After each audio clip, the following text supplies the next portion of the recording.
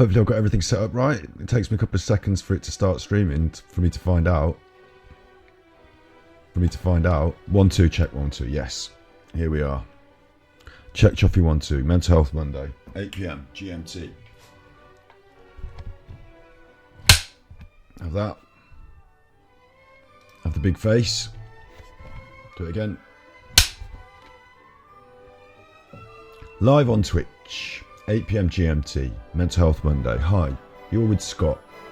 It's Monday. It's midnight. It's always midnight. This is your right ear. This is your left ear. It's now 20:02. 20:02. 8 p.m. GMT, UK time. Mental Health Monday. What we've been doing over the last couple of weeks is we've been looking at Dr. K, Reckful, the Reckless video from Mr. Girl, the critique of Dr. K's methods.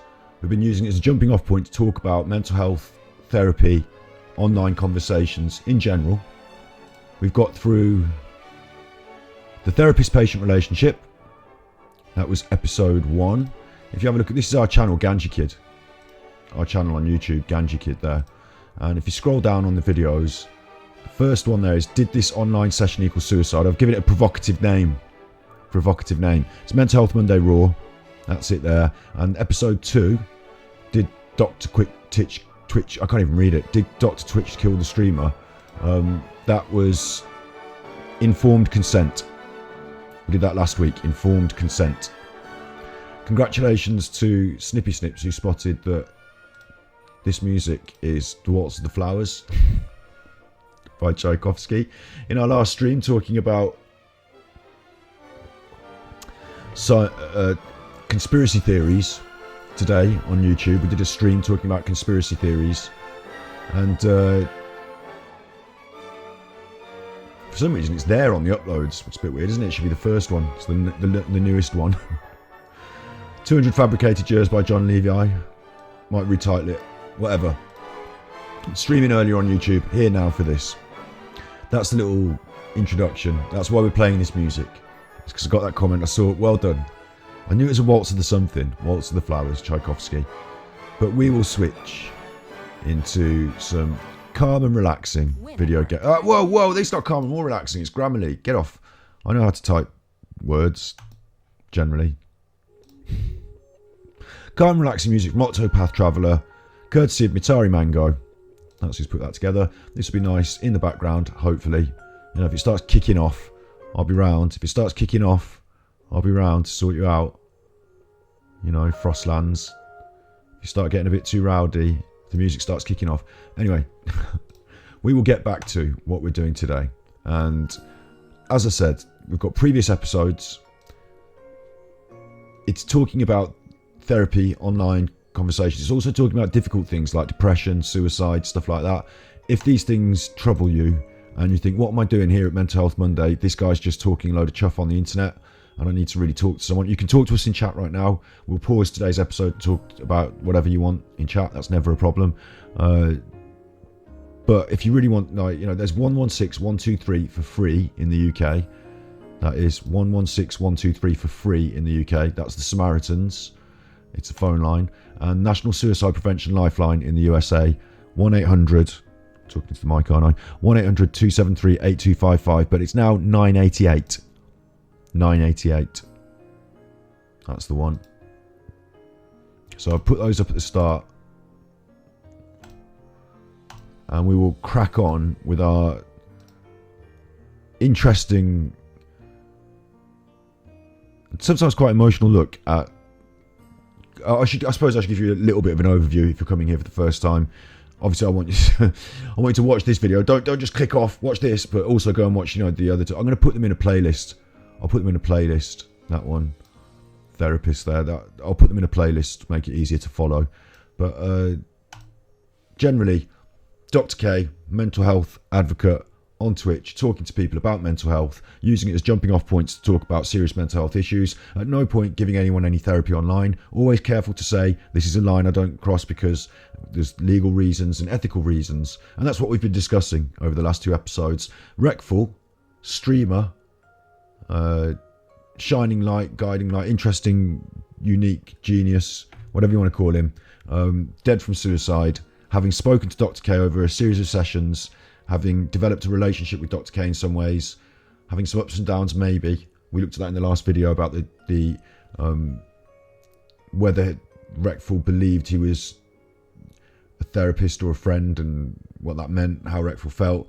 Bottom line, we're not trying to throw any shade at Dr. K. We're trying to discuss the ideas that have been brought up by Mr. Girl. This video is quite a bit of a hit piece on Dr. K. I personally still believe, even after the 2 episodes we've done thus far, that Dr. K does a really good job of talking about mental health online, and he's informed and educated about it, which puts this grey area out there of, oh, well, if you know you're not supposed to be therapizing and you're supposed to be okay, treads these shark-infested waters at times, but for the good of mental health of others. And I believe he tries to do his best. So that's my feeling on that still after 2 episodes. But we're going to now go into the final. What we want to try and achieve is look through the final sections of this video, talk about it, and then Dr. K did make a response. So we want to get to that. So this next section is called confidentiality. That's where we're jumping in at this juncture. Confidentiality. Medical confidentiality is the physician's obligation to his or her patient not to reveal the patient's personal or health information without that patient's explicit, informed permission. First of all, waiving confidentiality is called privilege, and the individual can waive confidentiality in certain situations. It is the responsibility of the therapist to make sure, back to something like informed consent, that they are waiving that privilege, waiving that confidentiality in an appropriate way that will not come back to harm them. An example of that is in my setting, when I work with children, the children often want their name in the paper. They want their picture in on the evening news. And of course, they're not in a position to be able to make that decision. There are some adult clients that will waive confidentiality, but the therapist should know that that is not going to be in their best interest. People with... That seems like a fairly straightforward point, doesn't it? Well made. But what a difficult notion to have to grapple with, because the whole broad strokes of what he's done is an online session to talk about mental health. So the confidentiality thing, if you're in a little room and you've got your doors closed, yes, there's some talk, just as a random, I do like random tangents, there's some talk of another YouTube personality. I'll bring it up in a different way in a different stream because I haven't got all the stuff on my desktop now, but we're doing this. But there's some talk of another YouTube personality doing a therapy session with a psychotherapist, maybe a series of sessions. As we've seen from our previous episodes here, it's not just the case that you can do 1 or 2 chats. You need to be able to follow up and do the full whatever's needed as a doctor, as a medical professional, as a therapist. You need to be able to categorically state you will be there to do all that work, because if you pick open some wounds and leave someone in a vulnerable state, you need to be there to carry it out, carry it through. That's important. So it might not be 1 session is needed, might not be 2, might be 10, might be 12, might be a little bit more what I'd call aftercare after that, rather than direct sessions, maybe just checking in with someone and stuff like that. So there's a whole, within therapy, there is a whole how can I get my word out, like an organized plan. Like you've got your folder and it says like week 1, week 12, week 10, make sure you do the aftercare. You're making sure you structured, that's it, structured approach to the therapy. That means that even the therapist is reminded of some things at certain times, because have I tried therapy? Cryoarchitect, yes, I have been to 2 different kinds of therapy, I guess. Although in this context, like we're talking about here, one of the therapists was very clear to say, like, we're here to talk about your feelings, and I am a psychologist, but this is not like psychotherapy, or it's not like this therapy or whatever, and I'm not going to be giving you a diagnosis or anything like that, but hopefully we can help by talking about things. They did give me a very clear didn't scratch it. So one that was really good, cognitive behavioural therapy, fantastic. It was a 12-week program. I went into the NHS and I said, I've got anxiety, it's causing me problems. I didn't really know I did, but like through a conversation with the doctor, she said, look, you sound like you have. And I was like, fair enough. I did some research, came back, I want cognitive behavioural therapy. I've heard about it. I've heard it's good. Let me have a go at it, whatever. Or maybe they signed me up to it and I didn't know, and I did some research, and by the time it rocked round, I was ready, whatever. I went in, open-minded, 12-week program. We've looked into it on stream a bit before, about what cognitive behavioural therapy is and does, and it really helped me. Like, it was a dramatic change. It was a mechanism of thinking about my thoughts that I hadn't thought about before. It's the things we do on stream, like the cognitive triangle, the worry tree. Like, it's really good. And so through a process, because I have to do the work outside of the room, like we talk about things and then he gives me a worksheet, and then I come back the next week and say, this is what I think and felt about my work over the week. And, you know, we talk about it, we assess, gives you another worksheet, a new idea. I go away and I test it, you know, those sort of things. And at the end of the 12 weeks, I was like, honestly, I brought a plant as like a present. You're not allowed to give them things, but I said, look, here's a pot plant. If you don't want it, plant it in the garden, forget it. But, you know, it really has been a transformative experience. So that was really good. That was cognitive behavioural therapy, specifically CBT, and it was offered by the NHS. Another kind of therapy was psychotherapy, where I went to the IAPT, you know, I went to the mental health services. I said I was really having struggles, went through the process of being assessed, and by the time it got around to sitting in a room with someone, I'd already, because it took like 6 months, like 9 months to actually get to the point of sitting in the room with someone. I'd already been and done this, like I said, talking therapy with someone privately. I paid for it, essentially. I paid, I think it was £25 a session. I didn't have much money, but I said to them, look, I know they cost more, but I can't afford more. So I can either do one session every 2 weeks, or can I please pay a little bit? I basically bargained my way into getting slightly cheaper therapy. So we did that. I was really lucky. It went really, there was no start point and end point. It was just that I felt better about things every week by having someone to talk to. And over a longer period of time, you know, these bigger picture ideas, maybe I was able to wrestle with them better. We'd talk about something, I'd go away and think about it that week, or something that happened that week, I'd go in and talk about it. But I think being able to just key in after a while, I mean, you can't just do this with a friend either. It doesn't just work, because they say things and they start, and you know, wait, you're not getting it. I need to just talk for a bit. You know, and they say things, they got ideas. Like, the therapist has got to careful with the way they word things and what they do. So I guess it was just about being able to reflect ideas and talk for a bit. And it did help me to gather my thoughts in a way. So whatever good, I can't pin it on a pinboard whether it was good or not. But if I could do it forever, I probably would. I can't, because it's expensive. Like, you can't just, overall, when you're having to cut costs, that was one of the things that got cut. But then when it came around to going to the psychotherapy on the NHS, I said, look, I've actually turned a bit of a corner here. I feel better about things than I did when I first went into the system. So it's been 9 months till I got to sit in this chair, and sitting in the chair is no longer what I want to do. Like, I did 2 weeks with this guy on the NHS. I just felt, out of all the therapies I've ever done, it wasn't really, like, I was like starting from scratch again almost. So tell me about, you know, why you feel it. Well, I used to feel this, but then I've been talking to this person, doing this, and looking at these books and doing it. And it was hard to go back to the place I was when I was assessed even. So I thought, look, forget this. Someone else needs this. I'm going to go a different way. And I gave up the NHS psychotherapy, but I'm sure for some other people it will be really beneficial, which is why I gave it up. So yeah, there's 3 testimonies of therapy, one of which was officially therapy, cognitive behavioural therapy, 2 of which were officially therapy. And I've got friends who have done it and still do it and think it's great. That is the talking therapy, the sort of once a week talking sesh. I'm not trying to get any particular, I did have a goal in mind, stop being a massive fuck up. Can I pull my shit together and stop being a massive fuck up? Why can't I earn a living wage? Like, that was my main complaint. But, you know, obviously all this other stuff was underneath, wasn't it? And like, getting to talk things through is important. Certainly some things you don't feel like talking. It's weird with a stranger in that context. You're like, right, so here's my worst, most innermost thing. Let's get that out first. And like, you wouldn't do that even with your closest friends sometimes, your family, which is weird, isn't it? But you trust them. There's a context where you think no one else is, like, this is just between me and the doctor. Do you know what I mean? So I don't know, maybe my shit is together now. maybe I still don't feel fixed, but I certainly know.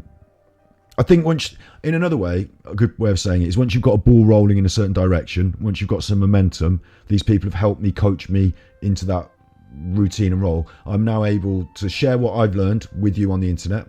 That's great. And I'm able to take the lessons I've learned and apply them into the future. I don't have to keep going back to it's like school. You don't still go to school after 20 years, but you still remember the lessons at school. So you kind of, once you've done it for a bit, I think, even though it would still be good to sometimes talk to a therapist. I mean, this is like therapy. I tell you my innermost thoughts and just let it spill. And there's some reflection, isn't there, in chat, and some thought. And when I say reflection, I mean like returning back of ideas, but without judgment in a way. So yeah, but I'm not going to say that being online is therapy, obviously, because that would get you in big trouble, which is what today's episode is about. So yeah, the thing I would say though, most of all, is if you have a specific, if it's anxiety related, or if it's, we did a list of them in a previous episode of cognitive distortions. If it's a specific, and the NHS and the medical people say cognitive behavioural therapy to you, yes, absolutely go for that. I have a 5-star rating review, Trustpilot, whatever, 10 out of 10. I think it was brilliant. We'll sing its praises from the rooftops. It was something I hadn't thought of, and it unlocked within me the ability to deal with things in a way that I hadn't realised. So that was brilliant. So yeah, I would absolutely say that. And talking to people at any point, even if it's not therapy, is always good. So that other side of things, the talking therapy, the psychotherapy, maybe it's not that we can say 12 weeks and you're fixed, but it is going to be good for you. There's not going to be a negative from going to any kind of therapy and talking to it with a doctor or therapist. There's not going to be a negative unless there's some sort of, voodoo, hoodoo, magic therapy. As long as it's normal stuff. If you go into the, the balloon therapist who's going to blow the balloons in your face for half an hour and tell you you're fixed, that might have a negative. But in that you'll be poor and have all spittle from the balloon on you. I don't know what the other negatives are, but yeah, look. Yeah, so therapy helps you to understand your own thinking. That's a good point, isn't it? Yeah, it's about just being able to get that time and space to do that. I suppose you learn a lot through it as well. You do learn a lot. Often your own judgments, I always thought, like, I'd say something as if it was a matter of fact, and they'd say, they'd question it, but not in an aggressive way. But they'd ask me a question, and I'd say, well, actually, now you say that, I suppose this. But these are all my thoughts. I just don't know why I didn't, that sort of thing. So yeah, confidentiality, because I'm never going to get through this Dr. Reckful thing. Confidentiality. And this, if we can finish this video, we'll move on to Dr. K's response, which is really interesting as well. But that probably will be next week still as well. But confidentiality, it's really interesting that you need confidentiality. All those things I just said, you note that I didn't say any specifics, did I? I didn't really say, oh, on this occasion, I said this and they said exactly that. And like, it's confidential. I'll tell you, I don't mind. But they won't tell you. It's confidential. And you feel that within the room. That was another point I said earlier, just a minute ago, wasn't it? That feeling like no one's judging you and you're just in this unique situation. I'm not going to say unique anymore. I've said it twice tonight now. Who am I? Dark side Phil. In this situation, in this context, you feel able to open up. So that's partially because you trust the confidentiality. But then on the internet, like, you can't have that, can you? You just can't have it because you're online, live. So I think that aspect of it, whilst it's important ethically, is probably, and I'm going to say probably, understood by both parties to be an ethical nightmare that they cannot fix or even broach because we're going to do it online. So yeah, let's see what they say. I would say high risk patients. So people who either have attempted suicide in the past or have a history of suicide in their family, which makes them at a higher risk of suicide. I would say people who have a trauma history, sexual abuse survivors, physical abuse survivors, because the nature of, in those, particularly sexual abuse, the nature of sexual abuse is exploitative, right? And so then you're you're reenacting that trauma, right? When you put them into a situation where people are watching them. And I mean, essentially, we don't know what all the viewers are doing with that information. So you're setting them up to be exploited, let alone whatever gain the therapist is getting out of doing that. Yeah. I'd agree with that, but we've got to be really careful because she said the therapist, and as we've learned, we're not saying it's therapy. We're trying carefully to stay away from saying it's therapy. At every juncture, apart from once, Dr. K has sort of said, like, that's where the line is drawn. So does this still apply when we're talking about an online conversation between two online, I was going to say presences, but they're more than they're people, aren't they? They're not presences. But you know what I mean? They've both got an online presence. They're meeting online on an online platform to speak in public. I guess a different way would say in public, wouldn't it? It would be like in public. Would you have this conversation sort of on the stage at the park or however else in public? Broadcasting it. That's the interesting thing, isn't it? And this is what I was going to say earlier about this other YouTube star who is going to be potentially doing therapy. The talk is they're going to pay for this. I forgot my train of thought back. The talk was they're going to pay for this YouTuber that I followed on a different thing. They're going to pay for them to go to therapy.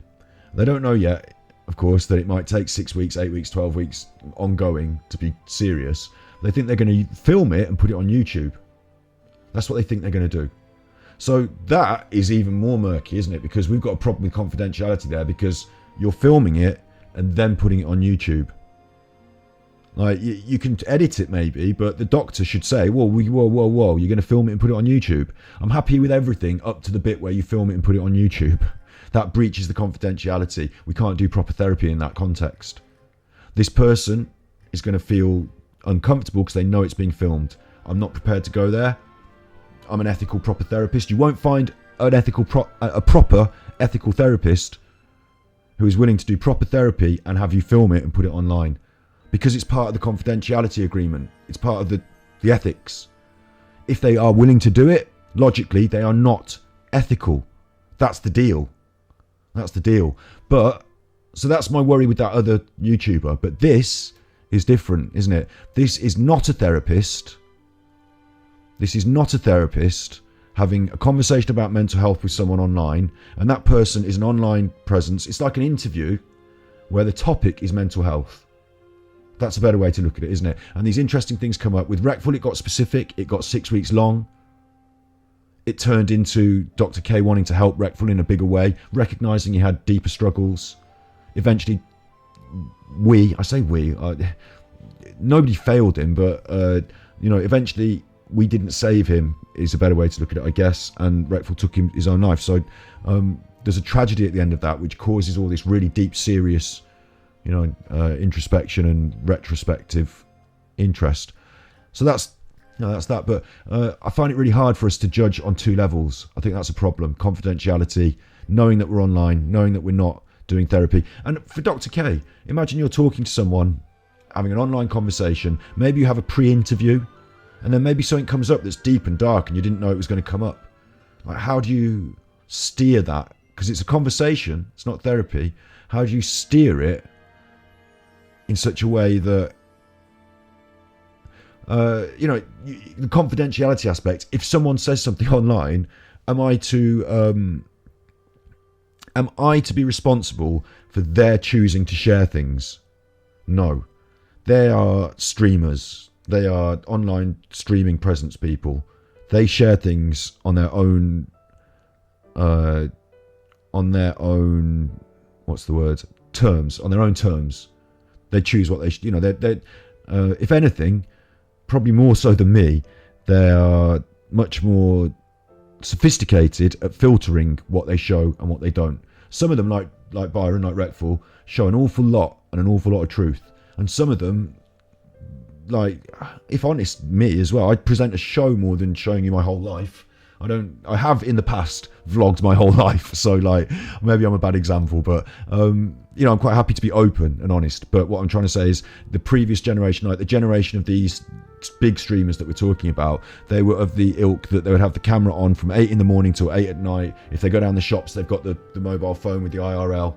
You know, we're talking about a generation of streamers that are an online presence, as I described, and therefore their privacy and their boundaries quite small, isn't it? It's quite small.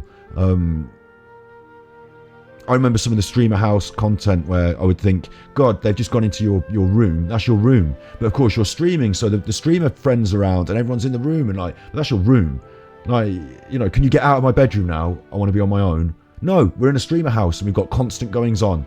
Like the levels of, for those people, and Reckful was one of them, like, where does the line of privacy? I remember him talking about going on holiday with Andy Milikiakos, I can never pronounce the name, Andy Milikiakos and the Greek, and they went to Greece, and he said he was saying that in one of the days he didn't feel like doing streaming, so he just wanted to sleep in. But because the other two were streaming, he was in the background on their streams. They were like, "Oh, I'm here, I'm doing this," and happened to catch him on the stream. And then there was like a blowback because you didn't feel like streaming, but you'll be on their streams, and you know, are you not going to be on their streams because you're supposed to be there being on the stream? You know, that's your job, and you want a day off, but you can't because they're always pointing the camera. Like, that's their life. So when it comes to confidentiality,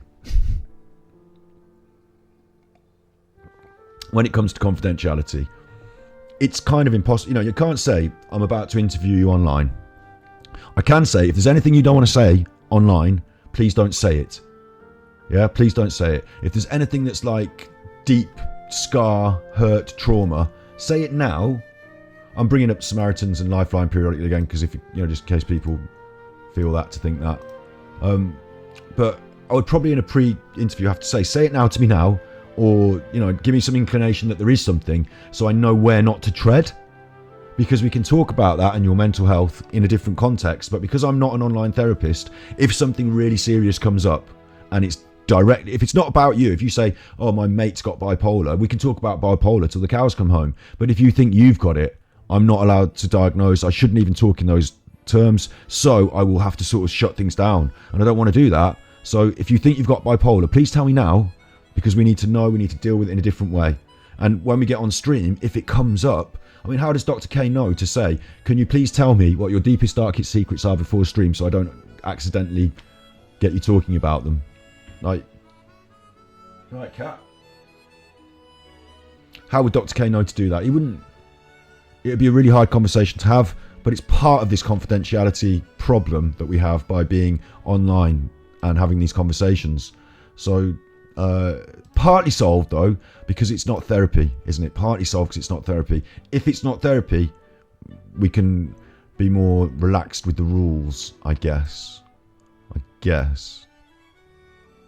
Which is considered to be exploitative also. What happens after the therapy session? What happens if that person who is at high risk for suicide regrets what they said and there isn't a therapist around to support them anymore? That is absolutely a setup for them to engage in some sort of self-harm or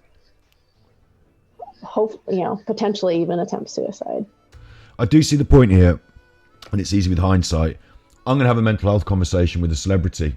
I'm going to dig a bit on that celebrity because I'm a mental health person and I know the techniques. I've got the active listening. This is the setup. This is what they are heavily implying is an ethical problem with Dr. K. They're saying that you could, if you wanted, I'm not saying Dr. K does this, I'm saying this is the danger area. You could end up exploiting people because you, with your clever knowledge, could say, I'm going to get this one to talk about their sexual abuse. How do you know they're sexually abused? Oh, well, I've got prior knowledge and I'm careful and, intelligent. I can spot these things and I think she's got something dark to hide. Let's get her on. Let's dig. And then when it comes out, bingo, 1,000 views, 1 million views overnight. 1 million views overnight, out of sight, out of mind. Like, I'm all right. It could be that. Or you could flip it the other way and say, I perceive something in this person that is, actually maybe because these streamers are not coming on ostensibly saying, I am mentally unwell. And if you are the doctor, you are looking at streamers who present as being mentally quite having their shit together. generally, they're doing their success on their thing, aren't they, on the platform? They're not always crying, and I'm always crying, aren't I? They're not always crying, and do you know what I'm saying? So you don't expect necessarily these conversations that you're having with these big streamers to be deep, dark mental health rabbit holes. But you do expect some conversations to come up, and it's important, and everyone can talk about mental health. Dr. K has actually explicitly said he believes sort of 90%, I can't remember the percentages, he believes a majority of people on Twitch, of gamers, who whatever, have got similar issues with self-worth, self-esteem, drive, motivation. Like, he's got a list of things, but he doesn't specifically say they're all depressed, but he thinks they're like sort of a little bit above, like not an actual serious need you put in hospital, take these tablets mental health thing, but like a problem that's progressive, that's part of society, that's the way we interact. Like, he thinks there are issues that he can help with mental health, not as deep down dark.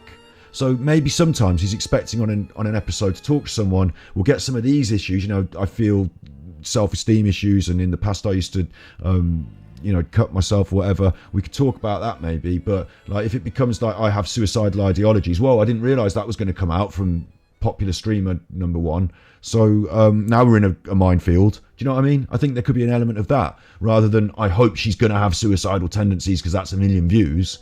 Maybe more, I didn't even expect her to say that, and now I've got this hot potato, and I'm going to do my best to sort of handle it with extreme care. Maybe that. I don't know. You'd have to judge on all the different conversations he's had with all the different streamers, but they're going to show us maybe a few clips of some with some, and build a case, I guess, which is what this hit piece kind of does. I'm calling it a hit piece a lot, which I think is fair.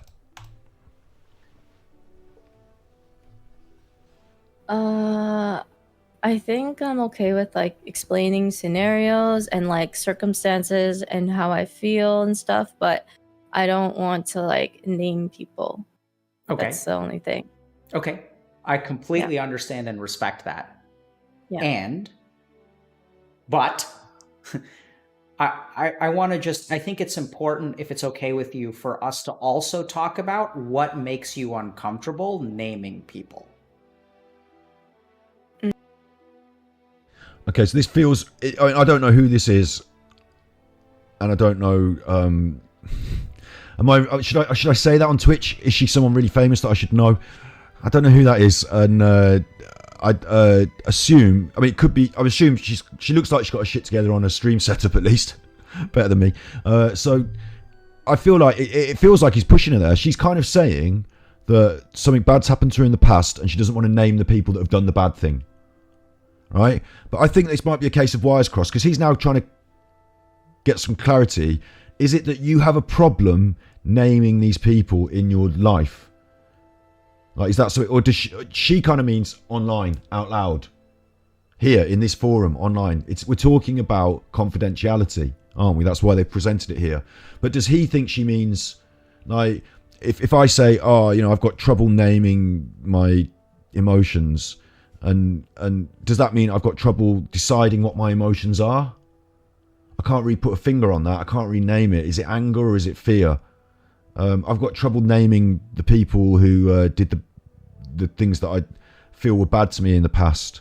Does that mean you've got trouble saying who they are online? Or does it mean you've got trouble, really sort of crystal clear saying it was him or her or them that did this? Or was it not something they did? Was it something more, what is it they did even? I think Dr. K's missed the cue. I think he might have missed the cue here, that she doesn't want to talk people, she doesn't want to name people, and she doesn't want to talk about instances and in specifics. But I think he's talking on a different level almost, maybe. Not that you have to name the people, but can we explore the feeling of hesitation about naming people? Yeah. Okay, so that was, can we explore the hesitation about names? Why are you afraid to name them? Why is it something that you're worried about? Is it just purely the confidentiality aspect, in which case I totally understand, let's move on? Or is it that you're, actually in your life afraid to name the aggressors against you and haven't done so yet, in which case we might want to help you? Because in that case, it's okay to speak and come forward and name people and not be afraid of, if you're afraid of somebody's, how do I put this? This is important, and I've got to put this in a clear way. If someone's done something bad to you and you never say anything because you're afraid of the consequences, then they've won and they've got that over you. When you come forward, everything's okay. People rally around you and your honesty and integrity comes to the fore, and the bad things were bad, they were done in the past and you're scared and whatever. It's important to talk about it. You can talk about it to people who you trust, who won't tell everyone. You can talk about it, like we said at the start, in a therapy context to somebody who won't tell anyone.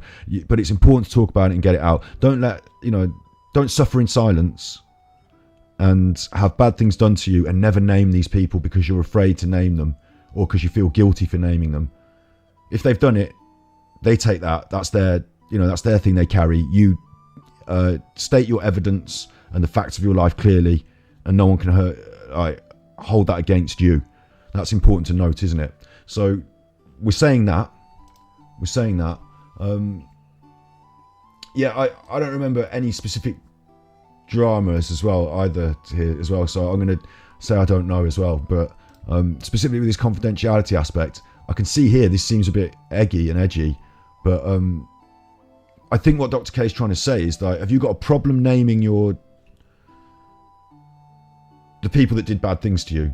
Have you got a problem naming them? Because if you've never named them, if you won't speak their name to anyone, that's something we could help with. That's something that's an issue. But if it's just that you don't want to say it on camera, but you've dealt with it already and, been to the authorities and what have you, or whatever it was, then that's okay. We can move on. But I think he's worried about her in that aspect, trying to offer that, okay, if you say this, then we'll do this. And if you say that, we'll offer you this other help. Do you know what I'm saying?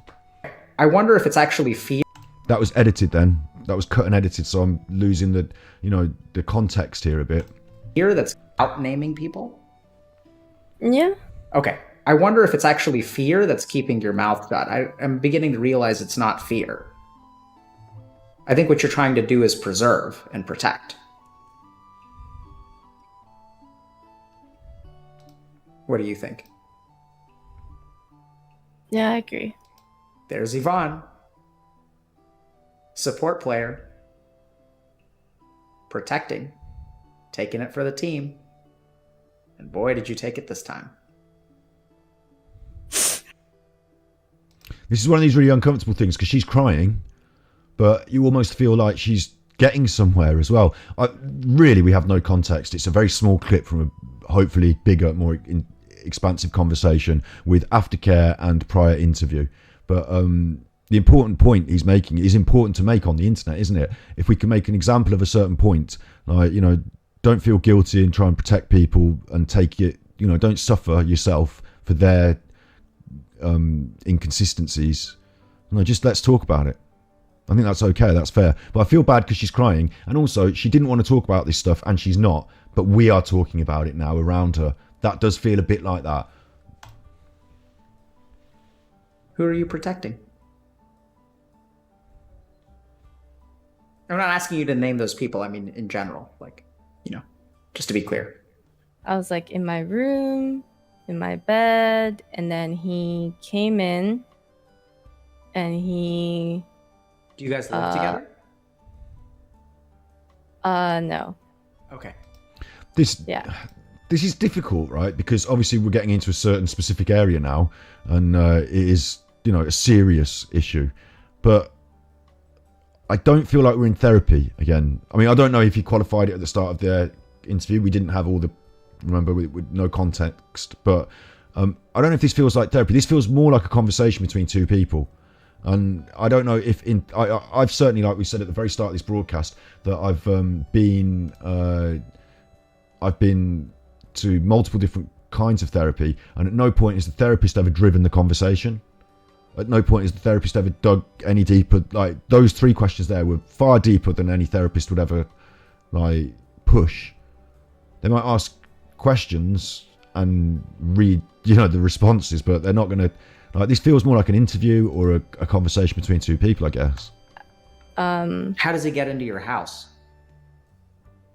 Now I think we've got to talk about why. I'm not trying to pressure you into speaking or anything like that, so please understand that. But I do think it's important, very important, for people to understand why you can talk about the general, and you yourself.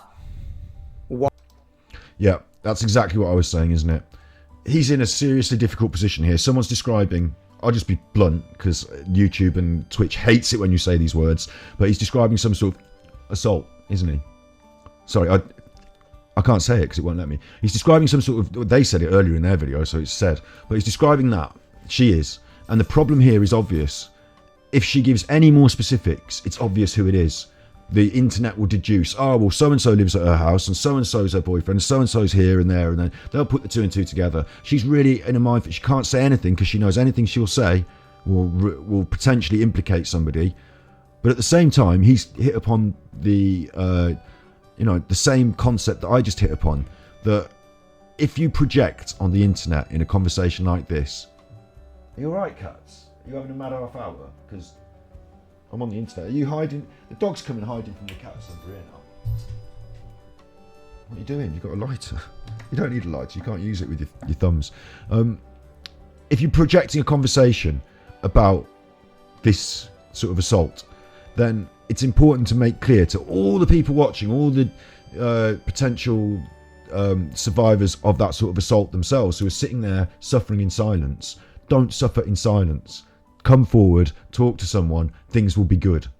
Things will work out, it will fester within you otherwise. It's important to get it out. And that's, an important standard to, I say standard like a flag to wave, like an important standard to bear, at this juncture in this conversation. At the same time, he's got a young girl who's sort of talking about her direct experience of this. Now, if he was a therapist, there's no standard flag to wave.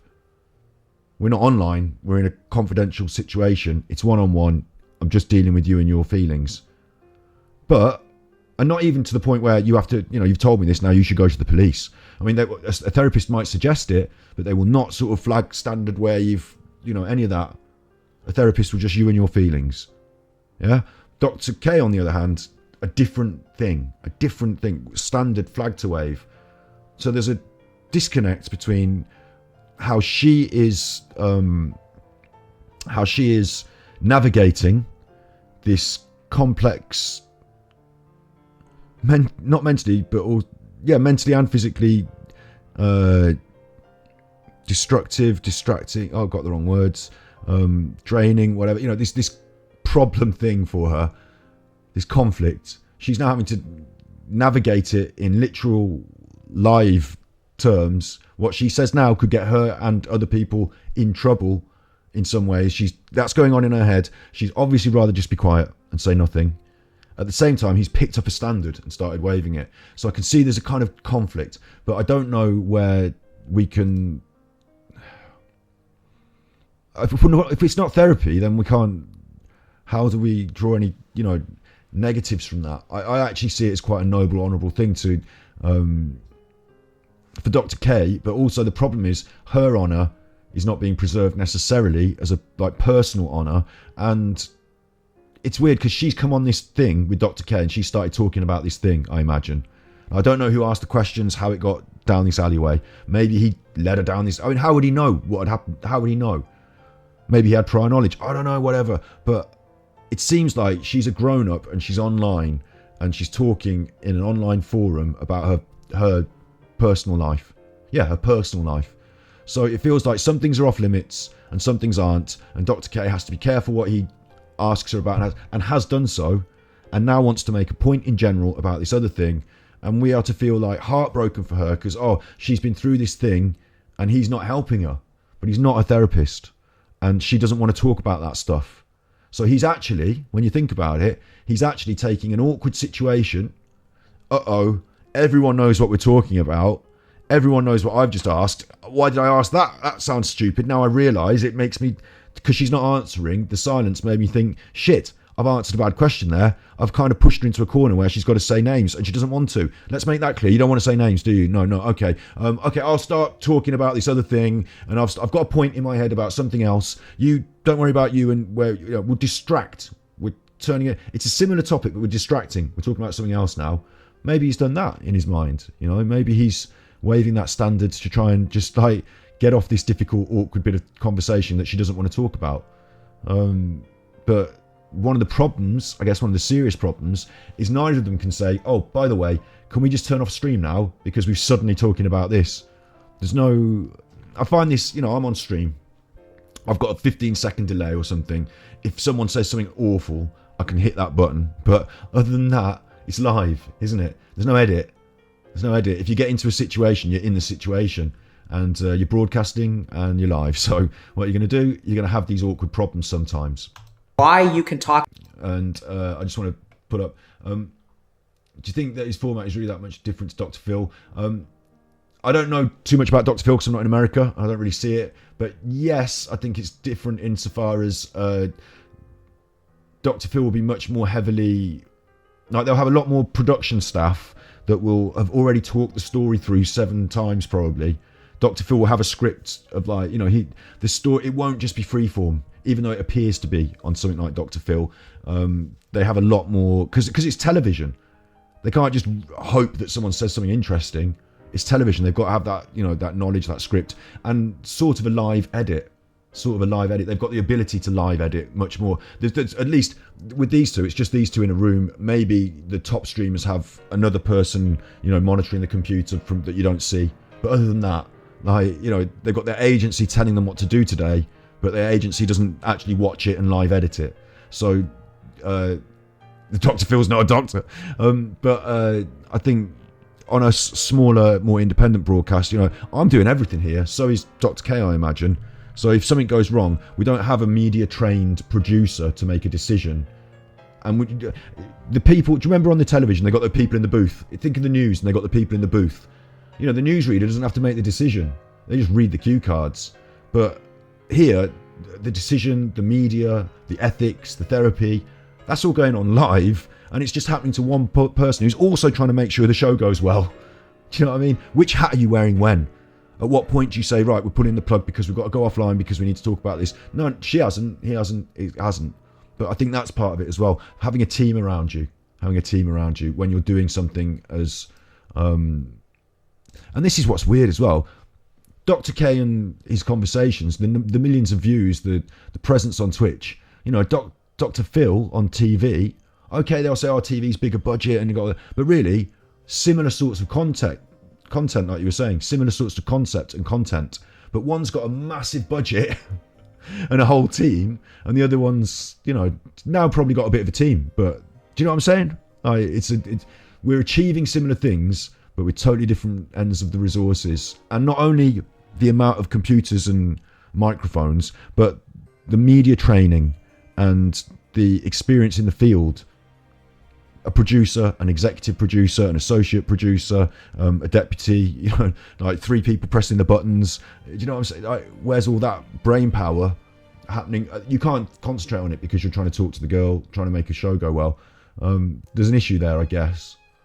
Maybe it's important. Maybe it's something that, maybe one of the things that we brought up thus far out of everything that we could actually alight on and say, that could be, you know, useful, is Dr. K maybe in these circumstances, maybe to have another person there in some other capacity, a welfare check, a media check, what, you know, maybe having those other people on his team would take the pressure off him in those contexts when these things come up, and they could be the ones to say, oh, got a little flag here, just gonna have to make a, you know, what do they call it when they do a disclaimer? I just want to make a disclaimer. Dr.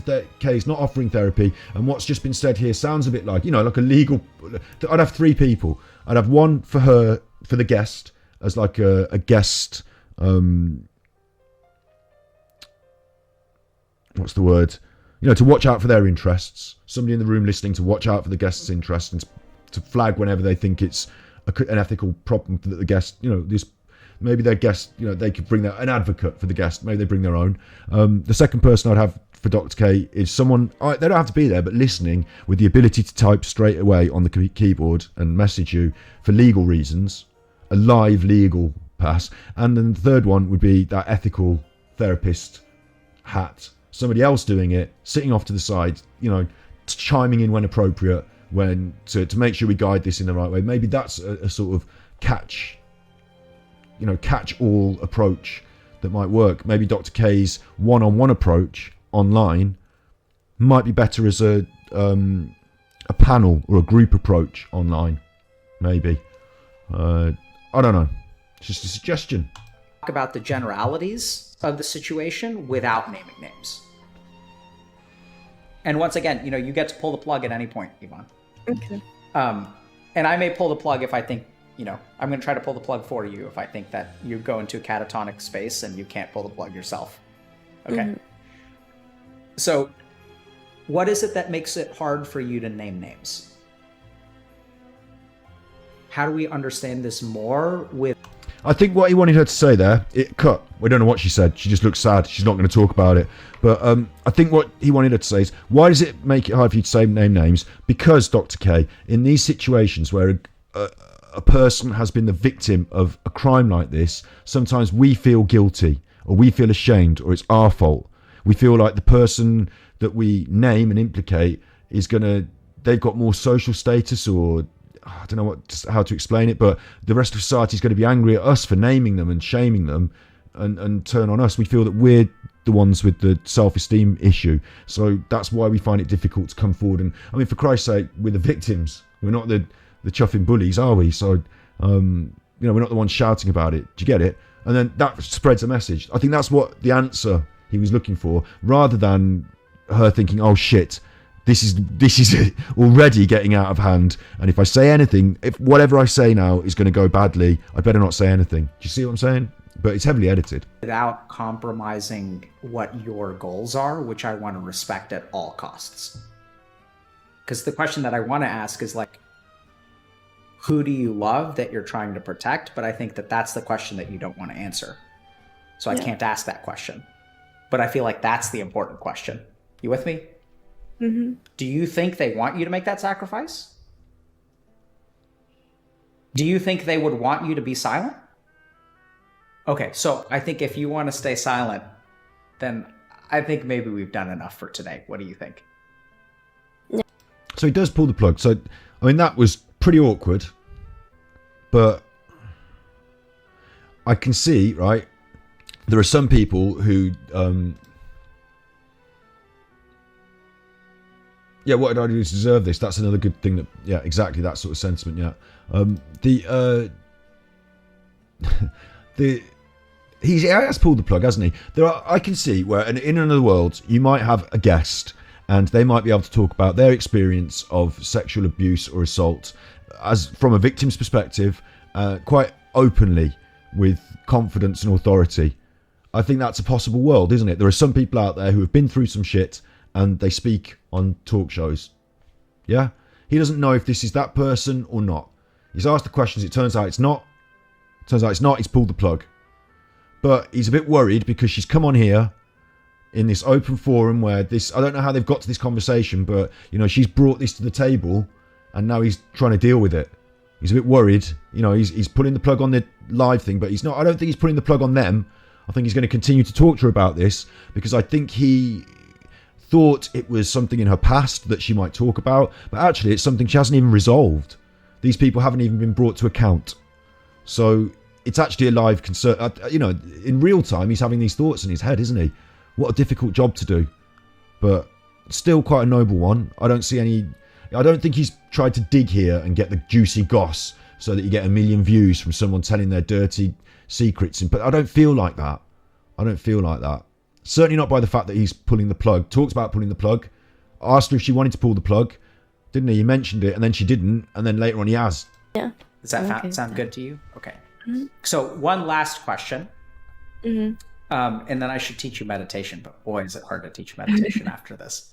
Yeah. So do you...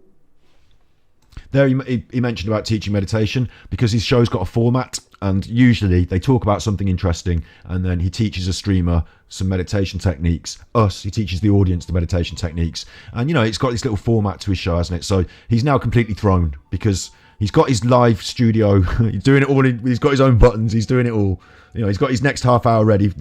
The meditation's a nice ending to the show. But this show's gone well off the rails all of a sudden. So we're not going to be teaching. What am I doing? He's looking. I could see him looking up into his mind, like constructing his next, like how he's going to fill the next period of time on the show with these difficult concepts. At the same time, he's probably trying to think of how he's going to offer the aftercare as well. Do you feel... So I know that you don't want to name names, fine. Do you feel comfortable saying who it is that you love and for whom you're choosing to stay silent? Or is that too much? Because I can't. Yeah, I don't know if that's the same people. Oh, Right. just thinking general. That was interesting. I didn't quite catch that vibe. Who you love, because we've been talking code, haven't we? So that's difficult, isn't it? Who you love and who you're trying to stay silent for her was one person and the same. So she had no context to differentiate them. But I didn't realise until he actually spelled it out like that it could be different, couldn't it? It could be different people. You could be worried about hurting people you love because they might also love somebody that's done something bad. All this conflict. He's trying to just, trying to confirm what he thinks he knows, that they've talked in code, that he's trying to see if he's catching the right vibe, and he's trying to get some clarity, I guess. Because if he's wrong, then maybe he starts on some serious conversation with her and it's totally on the wrong trip. I don't know. General. There's like not a lot I want to say in regards to that. Okay. Cool. In case That was heavily edited, wasn't it? But that was confidentiality. It was a really interesting look at the problem of broadcasting conversations on mental health regarding confidentiality with streamers. It's not specifically about Reckful, that one, which I was a bit surprised because I thought this was all about Dr. K. It's called Dr. K Reckless, so I thought it was all about Reckful. But that was an interesting one. Let's move on to the next section then. Bartering and conflicts of interest. this is where you are not paying a fee to receive the therapy. That could be in a lot of different settings, but in general, we would call that pro bono work. There's also that in the legal system and in another context as well. And when there isn't an exchange of money, sometimes the therapist is a little looser. And I think that is a concern that comes up. Generally, there are set requirements for a therapeutic process, and one of those is to have a fair exchange and cost to it, so that that's above board and everybody agrees. If that is not the case, some therapist might think, well, then it'll be okay for me to have some kind of gain in some other context, and then it becomes a very slippery slope. I can see that. What a weird way of doing it, though. We have to have economics involved, otherwise it's not ethical. No, I don't know if I believe that. But the premise is that if you make it a contract between two people and have some sort of payment involved, it becomes like, a proper therapy. It's adhere to all the ethics. You've got to do a proper job. You're doing a job. Do your job properly. If not, if no one's paying you and you just like, I've got a great example for hairdressing. If you're a hairdresser, someone pays you and they tell you they want to cut. You cut the damn hair the way they tell you because they're paying you. But if someone comes and sits down and says, I haven't got any money, but can I have my hair cut? You say, yeah, but I'll do what I want. Do you know what I'm saying? I want to try out this jazzy new style. You're the model. No payment, free haircut. What do you say? You could have that. Totally, I can see that. Somebody's not paying me and they want a certain haircut, and I feel like giving them a few layers. Well, maybe it doesn't matter as much. They're not even paying. They can't come back and ask for the money back. What if you're a therapist and you've got some ideas about just trying to be novel, just trying to be, random? Ocarinas, I've got one here, so that was random and novel. Wait, can I do it?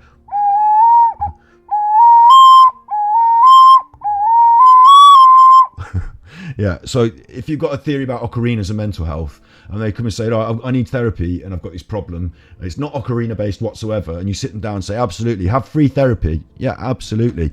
And halfway through you start thinking, look, this is one of the free ones, this is one of the free clients. I might try out my ocarina on them. Might start using them as a little ocarina experiment, because they're only they're not a paying client, so.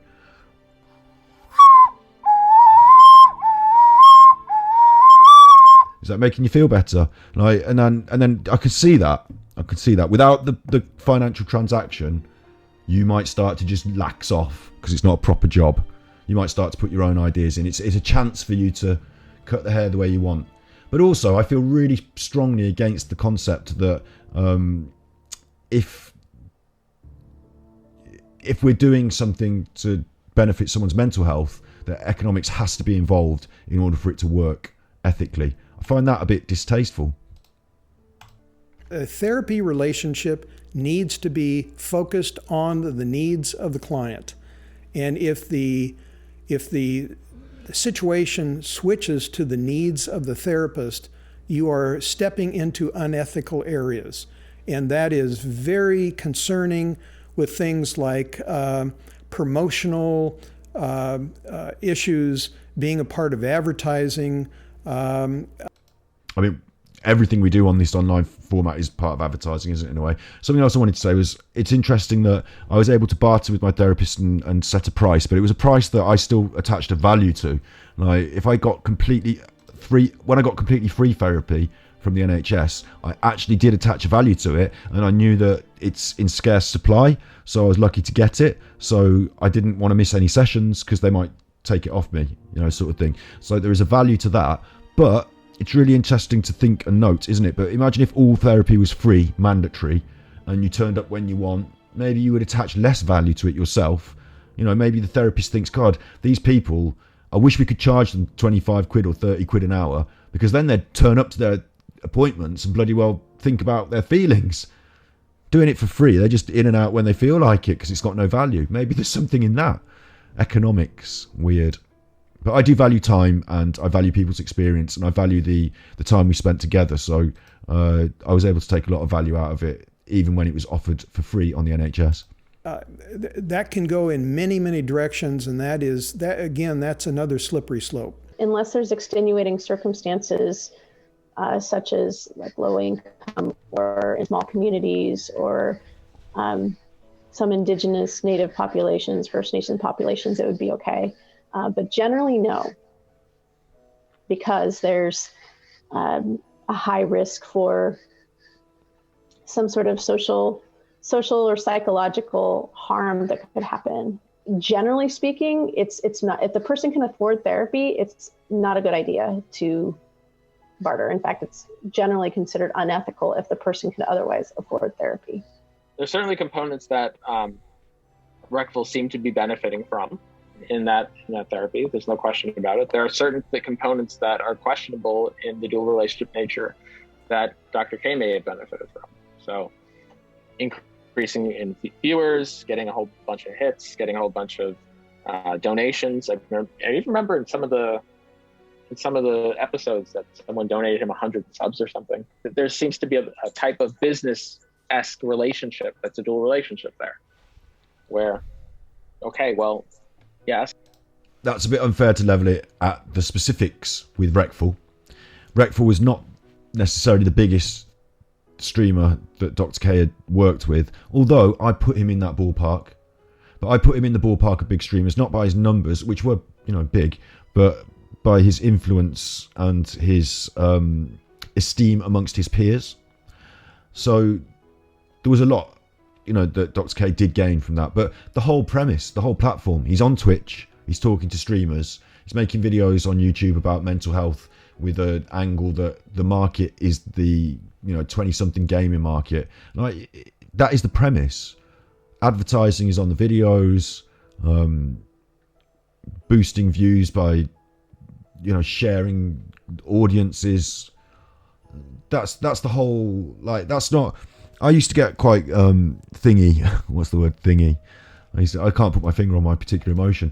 YouTube used to tell me, I was making ASMR videos, and YouTube used to tell me all the time, literally tell me, send me a video, have you watched our video on the YouTube creator program, to sort of delegitimize my friendships, the community, delegitimize my relationships with the viewers, the audience, by number one, turning the audience into some sort of commodity, a commercial gain or loss, in terms of clicks per minute and stuff like that. Manipulate the content to manipulate them to click per minute and whatever. It was literally telling us all this. I thought that was so disingenuous. And then the relationships between people, the community. Make sure you go and leave a nice comment on someone's video so that they see that your name is there and people might click on you. And that's disingenuous, isn't it? It's not actual, that's marketing. It's marketing. YouTube was so, all the time going on about that. With Twitch, it is slightly different, and I've seen it slightly differently. It's like this audience share. I mean, certainly with collaboration on YouTube back in the day, we did a lot of collaborations. If you find someone that you get on with in the social outside of YouTube. Sometimes you might do a collab, or people used to do it disingenuously as well, like, you know, can I do a collaboration with you because you're massive? You know, I haven't watched any of your videos, but I'd love to do a collaboration with you. But some other people were like, I remember in the ASMR community, you had unlikely combinations when people would become friends outside of making videos because they'd met and talked through the ASMR community forums, whatever. They become friends. They end up doing a collaboration. You'd be like, oh, these two have done a collaboration. I did a collaboration with a load of ASMR artists that was run by DeLuca ASMR. He was like king of collaborator. He was like the hub that everyone was friends with him. So he'd do a collaboration video and we'd all be in it, sort of thing. So there was that, you know, that sort of stuff would go on. But, you know, there's also a commercial aspect to that, where ASMR artists of a certain level or clout, or with a certain agency, will work with each other's, you know, agencies. Or do you know what I mean? There's also that, because in the instigation of it, in the early stages of YouTube, it was less about marketing, and then big marketing companies come in and marketing ethics and ideals become the overlay. So with Twitch, I found it less disgusting and disingenuous when people would share audience, because if you like someone, you can also like someone else. If you watch this, you can also watch that. It's not a competition. And I felt there was a lot more, I mean, YouTube's changed over the years as well. It may have shaken off some of those negative aspects that I was talking about. It feels like it's a little less disingenuous in ways these days, but I don't know. What I'm talking about here is corralling your audience as a sort of marketing thing, isn't it? And the problem is, Dr. K's on Twitch. Twitch does that. We share audience, the audience, whatever. We work together for common good. That's an important factor. So, I don't know. I find it hard to sort of say, well, you know, this is a he's not. If he was a therapist and he was coming online as a therapist, and you know, every now and then you just saw into the therapist's office, and be like, whoa, that's a bit of a conflict of interest. Are they paying to be online? And this is different. It's an online conversation. What Reckful gained, I guess, was insight into his own thinking and a new friend in a way, or maybe he didn't. Maybe that was a problem. But what they all gained was, you know, the opportunity to be on the Mental Health Dr. K show on Twitch, on a very open and honest platform. What he gained was having them on his show, on the Mental Health show, and whatever else from that, all these other things that they're describing are part of that. They're inbuilt on the whole thing. You're on Twitch, on the platform, so you can't, you know, pull that thread out, can you? I don't know. When it wasn't all, yeah, when ASMR wasn't all ear licking and finger I shouldn't talk about ASMR, it'll get me banned. We're engaging in therapy. It's pro bono, quote unquote, therapy. But, you know, if assuming this is a doctor-patient relationship to be a therapy, then, well, there's certain conflicts.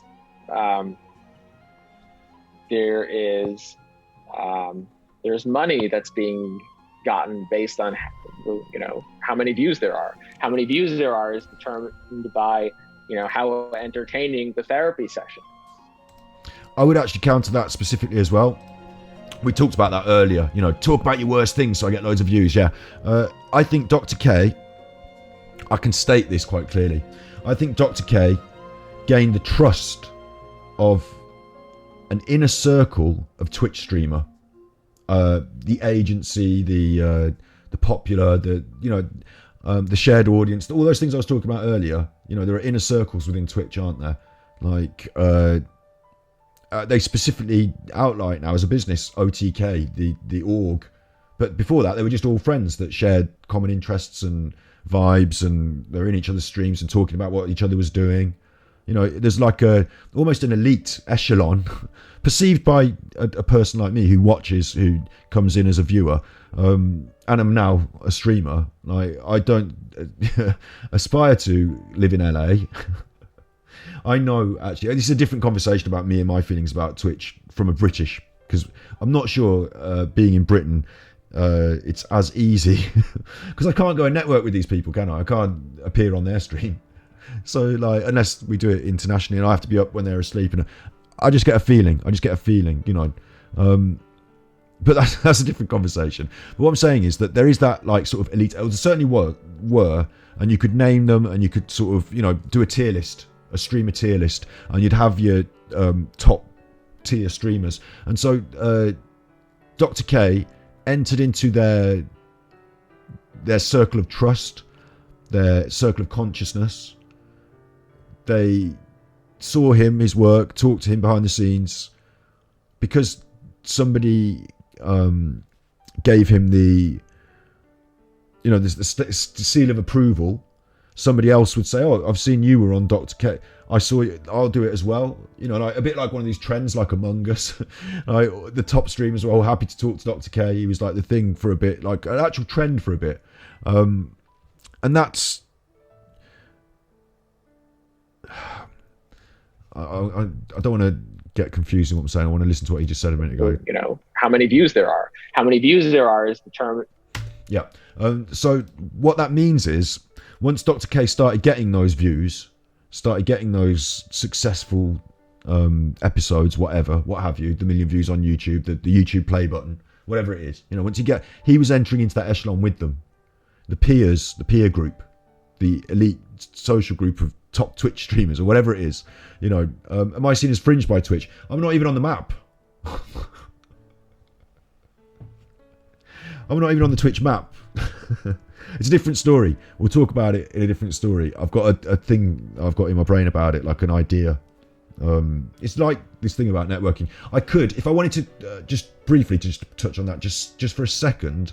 I believe that if you were to take it seriously as a career, streaming, then it's probably sensible to go and move to, is it LA? It's probably LA, isn't it? LA or Texas. Texas is a good one for it. There's a bit of a renaissance happening in Texas.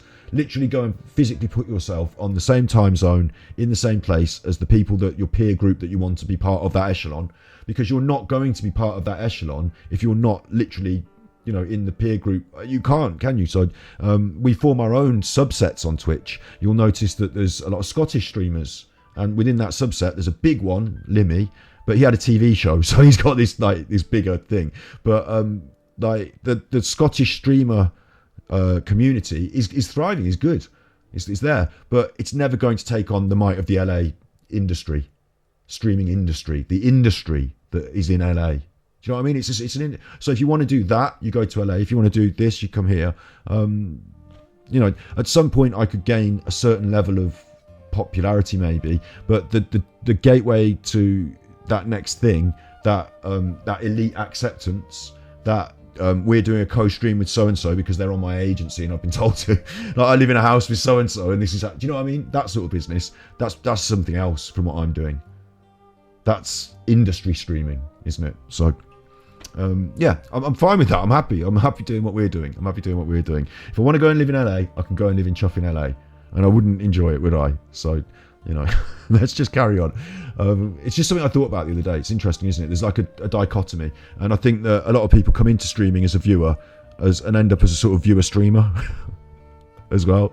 But I'm definitely a media producer that's coming in to use a media format, aren't I? So I've got a different, like, I'm doing a live recording session for YouTube. Make it sound better so you can carry on. Look, what was interesting, they know there's the views aspect. I believe Dr. K has entered into their social circle. So I don't think when they say, I'm going to do an episode with Dr. K, they think that's going to give Dr. K 1,000, 100,000 views. So isn't it good for him? What should I ask for in return? I think they see him as a peer on a level, certainly an intellectual level, certainly a level of respect as a human being, certainly as a level of respect as someone who's built their own career, streaming platform, audience, content that you watch and respect. You can look through the content and say, I'm happy with this ethics. You know, I believe they let him approach them on these terms, on these streams, not thinking in this bartering context, but I think they're above that bartering context, because at some point when you're Reckful or when you're Asmongold or when you're Pokimane, yeah, you're still on the business end. Yeah, you still got the business going on. You know, Jake Paul's still thinking business, but the smaller thing of what somebody gains through a few views, yeah, you know, a millionaire. You're a millionaire. Asmongold is a millionaire. So he doesn't care if Dr. K is getting 100,000 or 200,000 extra views working off his name if they've got a relationship that he trusts. And you see what I'm saying? There's not a bartering conflict. It's not a barter. Not for those people in that echelon that Dr. K is working with. So, more jobs for me. I could go to Sunny. There are more jobs for me there, and yeah, they have someone behind the scenes. Yeah, they've got the agency people who do that thinking for them. Yeah, they designate that. It's part of the success. It's quite honestly like gaming the YouTube algorithm, gaming the YouTube system. Having an agency to be an expert in that field. I imagine they view bot some of them as well to allow them to bump up the things, don't they? And then once you're up there, aren't you? And like, there's all that goes on. Yeah. It doesn't mean we can't use the same platform to, just do our thing, does it? But, and it's not that I should be bitter about it either, because it's the way of the world, isn't it? It's like being cross about the music industry when you write nice songs. If you're not going to go and live in Nashville, you're not going to go and push it. If you're not going to go and put your demo in the hands of every, if you're not that concerned with being famous, then you just end up writing nice songs and putting them on YouTube, and it's the welcome to the music industry. Do you know what I mean? You can't be bitter about that, can you? And I'm enjoying what we're doing on stream. And were I to some miraculously, make some sort of breakthrough, and I'd find it really hard to deal with. I'd find it really hard. If we had 100,000 viewers like Asmongold gets on some things, I'd find it so hard to deal with. I don't know haven't even thought that far. I just like what we're doing, so that's cool. And I don't think there's a conflict of interest, because I think if Dr. K were to talk to me, I wouldn't be thinking, oh great, I'm going to get Dr. K's clout and have 100,000 viewers. I'd be thinking, I wonder what interesting conversation we can have. And I think if Dr. K were to talk to somebody, he does talk to some people who are not big streamers, loads of clout. So he's not, he's lending his wider audience to a smaller person sometimes. So it goes both ways. By, how entertaining the therapy session. Is this person, are we making headway? Are we making breakthroughs? Is the person crying? Are they breaking down? Yeah, but we're not supposed to be doing a therapy session, remember? It's not a therapy session. It's hard to judge them by double standards. Those are the kind of aspects that are going to financially, have a financial conflict of interest. Because what? Do you know what? I've actually done this before, and it did feel hard, but not really hard. Not really hard. With the Strongman filming, when we did the Eddie Strongman film, we did a lot of interviews. I did a lot of interviews, a lot of ethics, a lot of integrity. And then towards the end, we had to do a master interview, and we wanted Eddie to cry. Bottom line, we'd done one where we were honestly just being, because it was three young lads, Eddie being one of them, me, Matt and Eddie, just hanging around a lot sometimes. And we did one interview at this little park when he was, saying about where he'd grown up and talking about his nan and stuff. And he did, he got emotional, and it just happened. And so what we did was we didn't push it for views and, oh, this is going well, he's going to cry. Quick, Matt, get the light on. We were like, are you all right? You sure you want to talk about this? Because I can see you getting emotional. We're making a film here about Strongman, and we're talking about something that, ultimately the film does not hinge on you crying about your nan, and we want to make sure you're okay. And he was like, no, I'm all right to talk about this, let's go. And we talked about it when in the film. Yeah, big tough guy's cry makes you emotional as well. I felt, we felt it. So we treated him like a human being with respect. But then later on, no, I love it. I love Eddie, and I see him as a great friend. So, I've only ever treated him with respect. But later on we did a master interview, and it was literally written in Matt's notes that I want Eddie to cry. We're going to ask him about these emotional things. We're going to try and make him cry, and that's going to make a good bit of film for the edit. Do you know what I mean? You have to think in those ways if you're making a documentary. It's the truth of the matter. So we had the emotional bit of the interview, and Eddie did shed a bit of an emotional tear. We know he's good because we know he gets emotional because we've, is that bad ethics or is it good filmmaking? Whatever you want to say.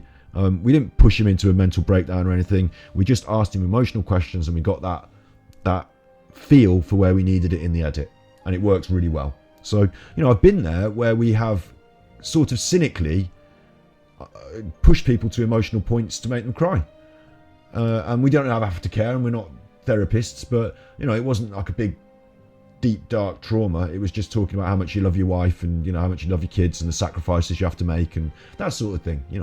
So, but I could see this thing, running a YouTube show, want people to cry on my YouTube show, going to be cynical, but I don't think it is. What if making an entertaining therapy session is not in the best interest? of the patient at that point in time? What if maybe having them break down and cry or prodding may not be? Well, it's in the best interest of the patient, but it might not be as entertaining. He's like throwing this like a Hollywood thing, isn't it? Like, it's entertaining. So, we're not on prime time Hollywood. This isn't Jerry Springer. That's the best way to say this. This isn't Jerry Springer, is it? What's happening on Dr. K is far from Jerry Springer. It's not Jerry Springer. We're not making people break down for views. It's an easy critique because sometimes people get upset.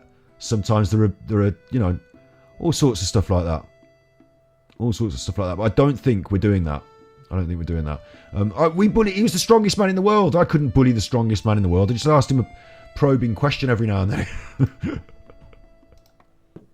Does that mean that Dr. K did it because he wanted the views? No, not necessarily.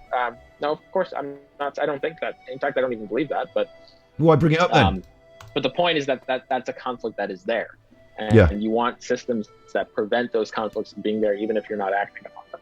So I think your wife reached out to me saying, "Hey, you guys have free private sessions." I also wanted to say something that I think is quite important, which is that over the course of a body of work, doing a lot of interviews, you'll get all kinds of forms of the spectrum. So yes, you'll sometimes get those interviews where someone cries, and sometimes you get interviews that are pretty boring, in a way, aren't that particularly good content. And that's just the rough with the smooth. That's just the way it goes. That's just what's going to happen. So it's hard to sort of level that at Dr. K and say this is a problem with your media product. Unless it's consistent, unless it is Jerry Springer, unless it's like, week in, week out, we've got someone on and, she slept with your, and why don't you give him a slap and all that business, Because I think people from your side, like not your wife, but like people on your team have sent me like 10 emails. I can show you the Twitter DMs. Not sure if you saw, but it's just like 10 requests for me to come on the show. Oh, Disguised Toast. This is Disguised Toast. And if you know Disguised Toast, you do know that he does like himself a little bit.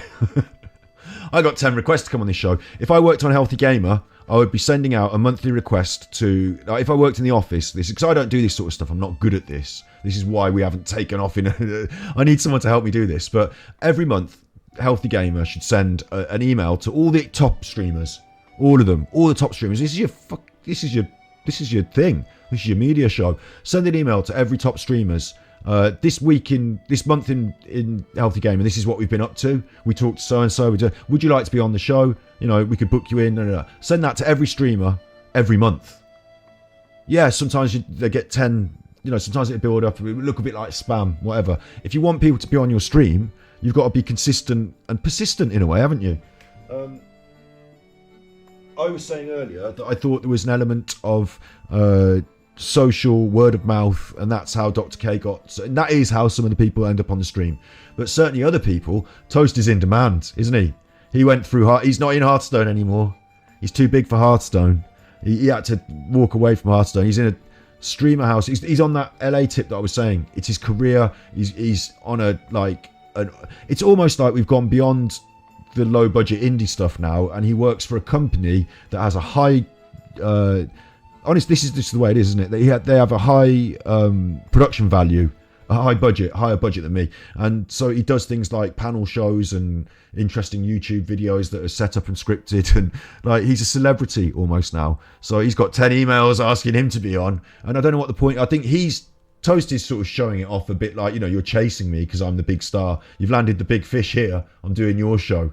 You're getting some clout out of me, eh?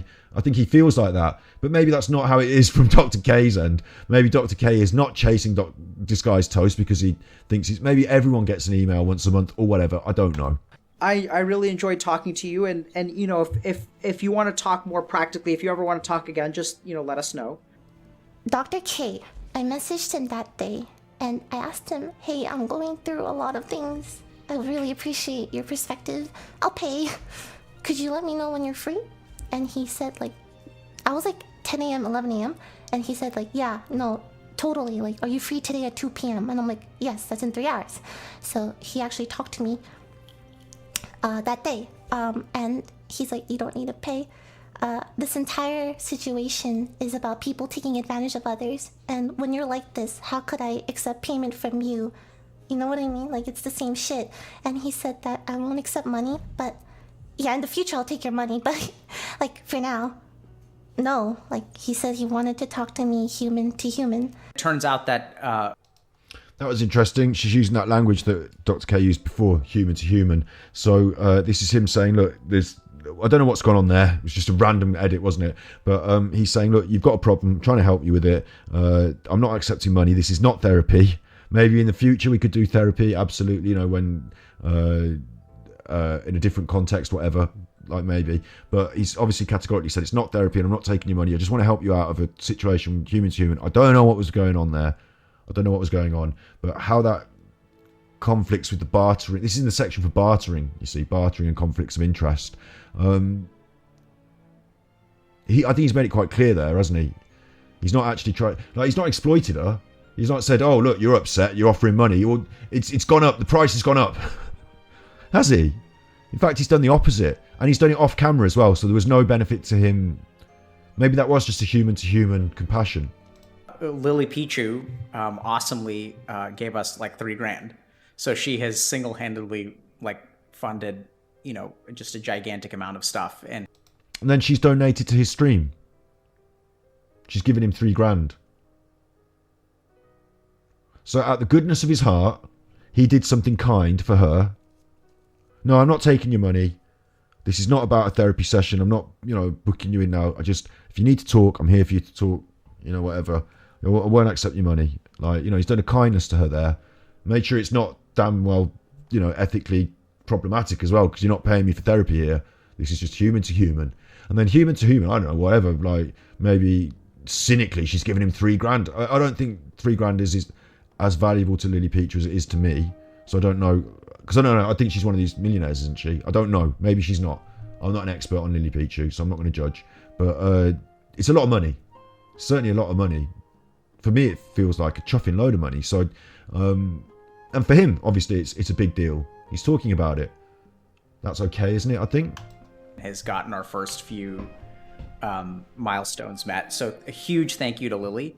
Yeah, and good luck. And if you want to, I'm sorry, I didn't have the mana. I'm out of mana at this point. I didn't have the mana to really have that. Good. Yeah, I'd have that second conversation, but if you want to, I'd love to hear more details about jaded streamer resentment, defensiveness, and so if you want to talk down the road. Chat again. Yeah. Yes, I totally know what you mean. I had this problem, and I had to talk to my therapist about it a lot. Actually, my therapist is Dr. K. Oh, well, that was problematic, wasn't it? Because she then later was confused about the issue, I guess. Is that what they're trying to say? Her therapist is Dr. K, she said. But of course, I just want that back. Back it.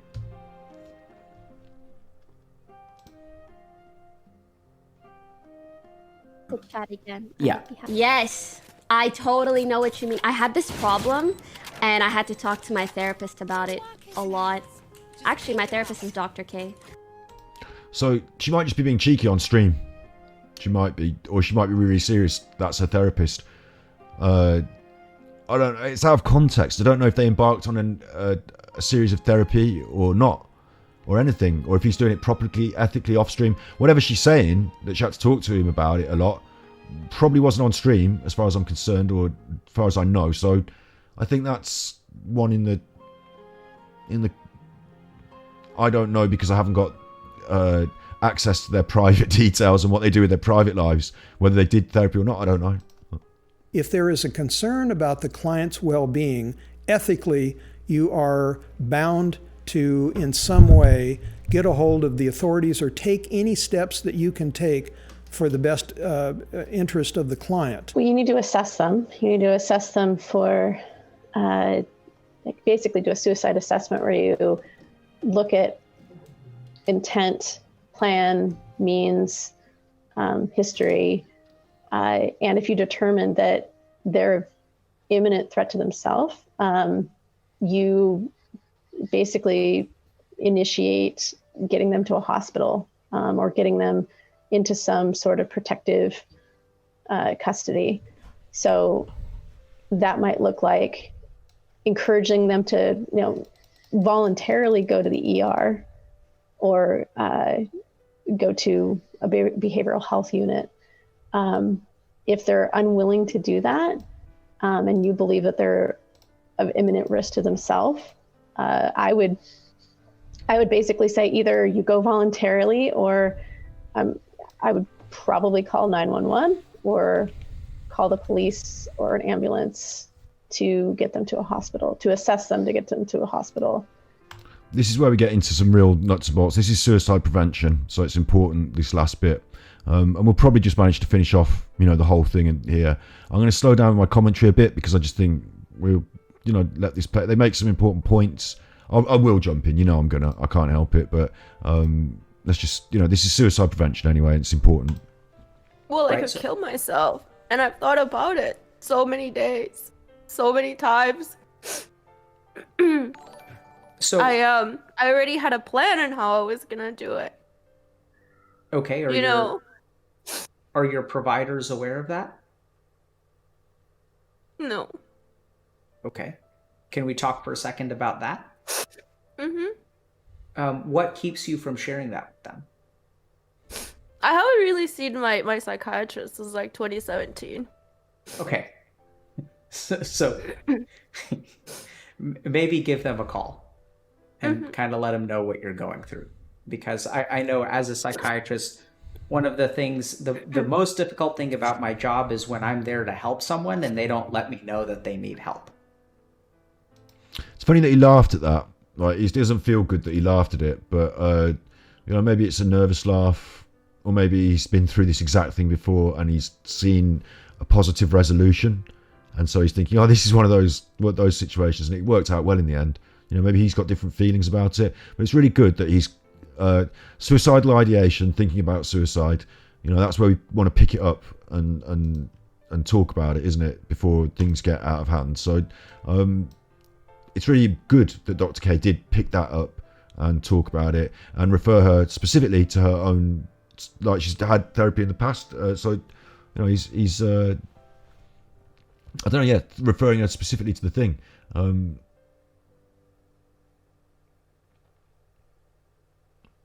Yeah, people, say therapy a lot, don't they?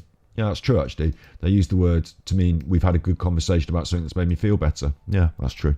And so if you're going through this stuff, I would strongly recommend that you reach out to your psychiatrist and kind of let them know that something is going on. It doesn't necessarily mean that they're going to change your medication or anything like that. I mean, I'm not going to be able to do it because my friends literally, they chase me around everywhere. What do you mean? Like, my friends don't let me be alone because they know. No, you're talking about you're not going to be able to kill yourself? Yeah. Okay. Well, I'm not left alone ever. Okay, so Natalia, that's reassuring. And it's important they leveled the criticism early on. If someone's giving you these signals in therapy, you, the doctor, are now responsible for making sure they get the intervention. But this is not therapy, and she's telling him that there are other people around directly intervening on this front. She said she hasn't told anyone. How are these people to know and to follow her around then? They obviously infer this at some stage. So I feel there is not a responsibility on Dr. K to intervene necessarily any further than he has directly done, to sort of directly interact in this conversation and say, these are the things that we hope you can follow. And she's saying, well, I'm doing some of these. So. And also, whether you're left alone or not, I think is actually besides the point, because the point here is that you're suffering and there may be things that people can do for you or that you can do for yourself to suffer less. That's edited there now. I just want to be a different person. I don't like being me anymore. That hurts to hear. Because I don't think that I don't think it's fair for you to not like the person that at least I'm talking to. I like the person I'm talking to. I think you're a wonderful person. That's sweet, thank you. Why do you think I think that? So what do you mean by happier? I wake up and I don't want to kill myself. Thanks to you. Pretty That's sure. a plus. Yeah, that's pretty good. Yeah, I mean that's a plus. I don't know. So I appreciate that. You feel I'm somewhat responsible for this. I'm grateful for that. I think, as I tell most people, we've spent 1 hour a week together over the last, 2 months? You being there to guide me in the right direction, even if you just talk to me for 5 minutes, I could end up dwelling and thinking about it for one thing you say. I could think about for 100 hours, right? For the whole. This is a re-edit of some of the stuff we covered in a previous broadcast in these other sections. Interestingly, every waking hour of the week, I could think about it. Okay. So we got 16 waking hours a day, 70 plus 42, 112 hours, right? 112 hours of therapy happening from one thing you say. I take it with me through the whole week kind of thing. Yeah, but that's the key thing. So that I'll accept in a moment. I'll agree with that. But I think the main thing here is that the work is not just what we do together. It's what you do in your mind after we talk. I feel like everything in my life is coming together. And it actually feels like I have cheat codes on. It just feels like everything's working every time. It feels too easy. Everything's working. Anything I do just works. And then before, everything was really hard. Because a year ago, my mom and I were talking about doing a suicide pact and both dying. And now, everyone's happy. And this is a bit of a red flag, isn't it? Because you're talking about suicide pacts and then everything's perfect. This life is not perfect, so it can't continue. So I worry what will happen when that feeling changes. So, is your mom happy? My mom's happier now. I think she's happier because I'm happy. It's like a chain reaction. You guys sound close. Sounds like close emotionally, but we don't talk all the time.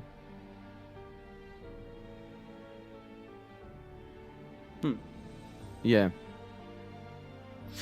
So, Reckful, is there something in particular that you'd like to talk about today? No. Okay. Then let me.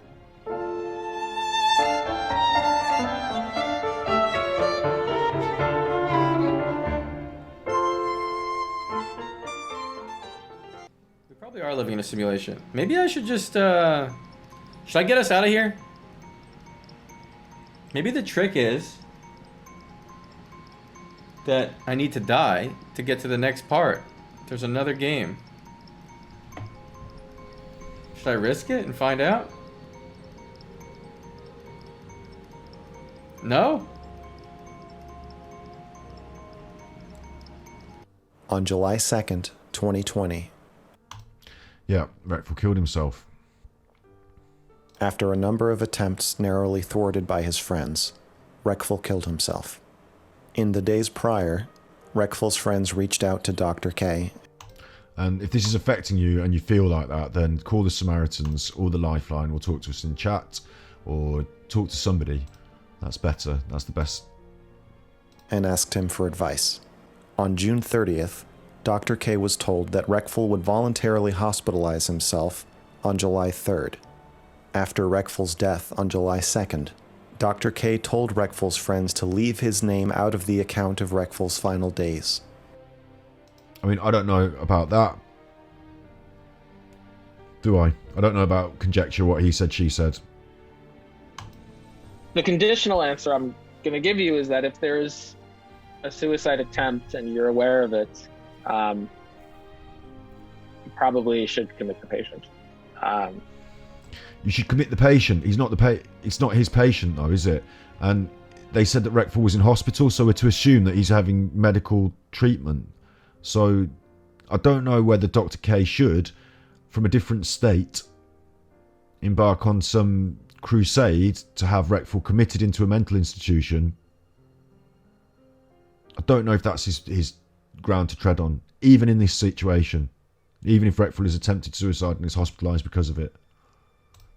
And I'm not just saying that because it's like a hindsight is 2020 kind of thing where you happen to know he died after. This is just what's done when people are standing on chairs trying to hang themselves.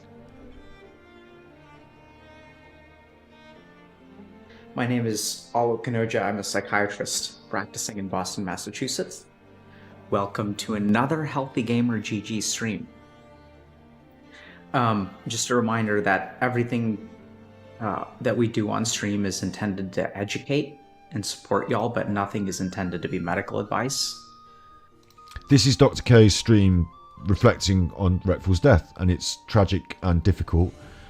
He clarifies a few things. I'm going to let it play, really, rather than reviewing it.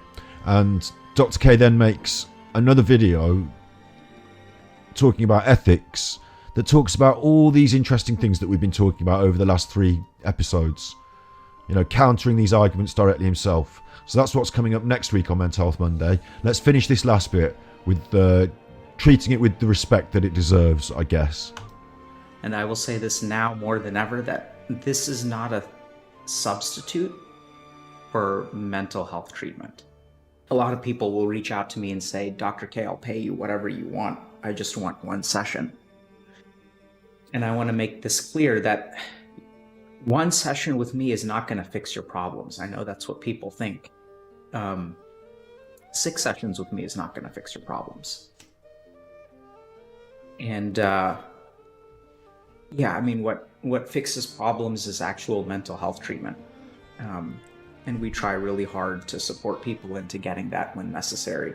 Despite all of Reckful's, out of everything that he gave to us, I think at the end of it, unfortunately, he was fighting it alone, and he lost. But just because he lost doesn't mean that you have to. So what happens when a champion falls? He gave us so much. Like, I remember, you know, being like a 20-year-old kid playing WoW and like watching his videos, and I was like, damn, that guy's awesome. Like, I wish I could be like that good at WoW. I was a fan. He was a friend of mine. And what do we do when a champion falls? Do we stop fighting? It's a personal battle and all of us have to fight it. But you have to fight it, but you don't have to fight it alone. So, I've got a pretty big HP pool. I've got 100 hit points. I lost 80 of them yesterday.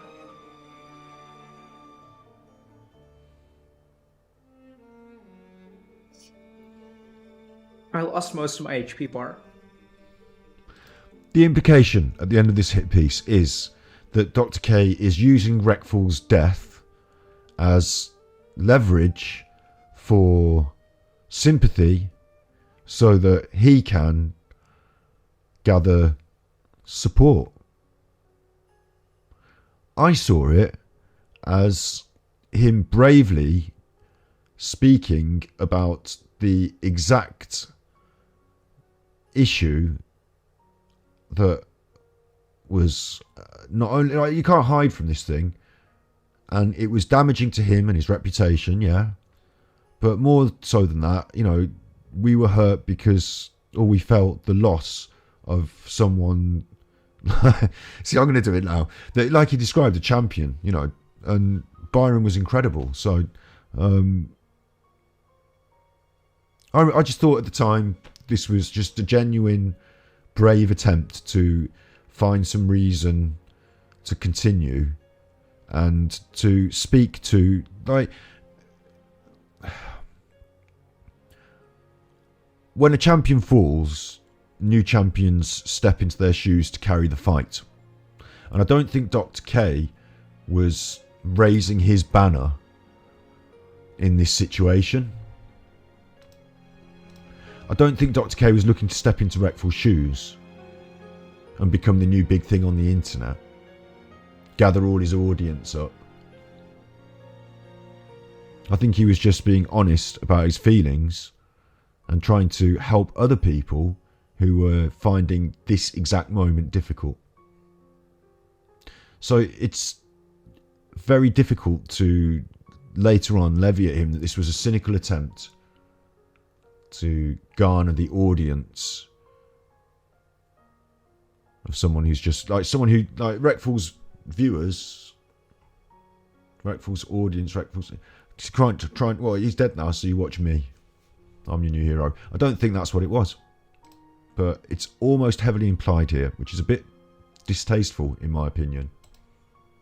And I'm, it's kind of like in a game when, so my HP bar is flashing and my UI is like red at the corners. Because I can't take much more of this. And every time I work with someone, I give a piece of myself to them. And yesterday, the piece that I had given to Reckful died with him. Someone said scripted in the chat. They're debating whether this is authentic. At a moment like this, it would be lacking of Dr. K to not compose his words. You expect people in the position of role model, on any sort of social staging. Well, me personally, the standards I hold people to, certainly when we think of politicians or even artists or, whatever, when they speak in, I would expect them to have thought about the things they're going to say. I'm giving them my time, we're giving them en masse as the audience, time to listen. I do freeform what I'm doing here, don't I? Freeform this. I'm not on the big stage. The thing hasn't just happened. Do you know what I'm saying? If this sort of shit happened surrounding, any sort of shit like this surrounding us, I would write down what... I'll tell you for another reason, because otherwise I'd just break down and ramble. I wouldn't say the things that I needed to say. I'd have to think about them carefully, write them down, have a little cry while I'm doing it, say it to myself a couple of times. I remember I did the speech at my nan's funeral.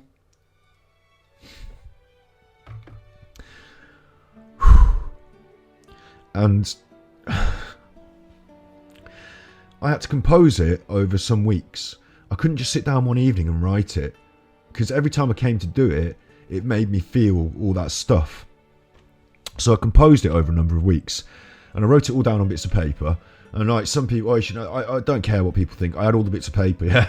Got like 6 bits of scrappy paper. I should have done it neatly in one big thing. I just did it in my scrappy bits of paper on my notes. And I took us through a little story, the way I wanted to do it. I told the people at the funeral about how I didn't cry. I did cry a bit. I got through it. I was able to say the words. I can't even do it now because it's not at the funeral, because I'm not built up to I'm not ready for it.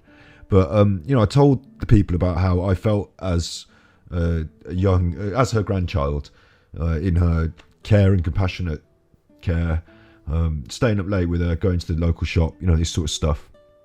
I then also talked about, she used to knit jumpers and they were always oversized and too big. And I think that's because while she was knitting those jumpers, she was thinking about us. And so they always came out too big because she was always thinking about us. There's always a lot of love there. That oversize, all those extra rows were her love. Then I talked about her life a bit, growing up in the war, losing 9 brothers to a tragedy like the Second World War, having to grow up in its aftermath, finding joy, meeting my granddad, having her daughter, my mom, who I had to say this, at the funeral to my mom, who was sat in the audience, being the audience, not the audience, is it? I didn't break down like this. I didn't cry like this. I held it together for all the people, and most of all for my nan, who was in the box. I had to hold all that shit together to do the honour of and the respect of making this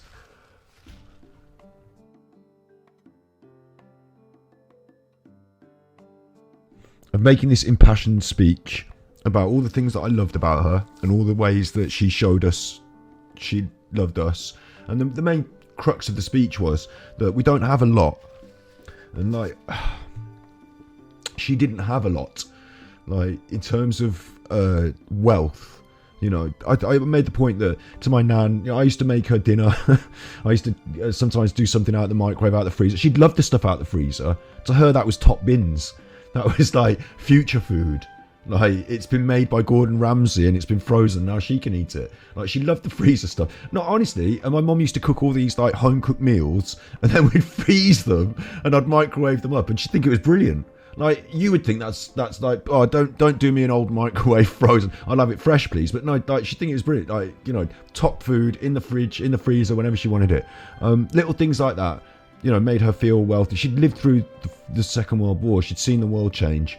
You know, for her, she lived in luxury. And not only that, she had us that would visit her, and eventually she came to live with us. You know, there was no question whether we loved our nan, because we showed her by like being part of her life, by sharing in the joys, by, you know, every Christmas and whatever, you know, do you know what I mean? All the life. So I couldn't, you know, I couldn't buy her anything. But I didn't have to, did I? Because at the end, when we had to go locked down for COVID, I stayed with her for like an entire year and a half. Like, not just visiting her, but, you know, she lived here, and you know, every waking hour I was with my nan. And at the other end of the scale, where I was doing the things for her, where I was caring for her like she did for me. Anyway, that was my funeral speech. You see how it's made me all upset? I'm not upset, I'm emotional, and that's fine, because feeling that emotion is the love. It's not gone away. I don't feel like this about, like, people I watch on telly, or, you know, thing. I feel about like this about Reckful and people I make human connections with. In a way, it's mad, isn't it? You know, through the internet. But, you know, I feel like this about her because I loved her, didn't I? So that's fine. If I didn't do this, I'd be missing out on the human feeling and the experience. Feel like that. I feel it. It's okay. It's going to pass. It's going to pass. It will come again. You know, that's what it's about. That's what it's like being human. And that allows me to take the joy. That when I'm feeling the joy, I remind myself that, you know, sometimes you feel sad. This other side, the joy, it's two sides of the same coin. So when I feel the joy, I'm blessed. I think, you know, this is a good time. Remember, make sure to soak that up in the same way as these tissues are soaking up all my snot. So I did the speech at the funeral. It was important that I wrote it down, wasn't it? I couldn't have done it if I hadn't thought about it in case of the funeral, we had a little bit longer than you might normally have because of the COVID, but a week, 2 weeks, whatever. I thought it through, I wrote it down, I practiced it, I said it out loud a number of times so that on the day I was able to to perform my honourable duty. Yeah, it honours them, exactly. It honours them. So it was my honourable duty, yeah. And this crying is, you know, honouring them still, yeah. It's all in my thoughts, it's all in my prayers, it's all in my love. It exists. You can't pull it from my chest and put it in a bag and send it somewhere. It exists. It's here, it exists.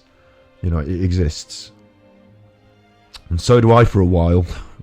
So I'd better get on with making another little person to pass all this shit on to. Right? Anyway, look, I would expect Dr. K to write it down. Jesus Christ, just recounting it for me was hard. He's doing it the day after, reacting to, he's in shock still.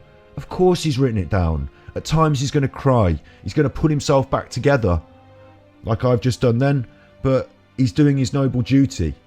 So I find no discrepancy in his delivery.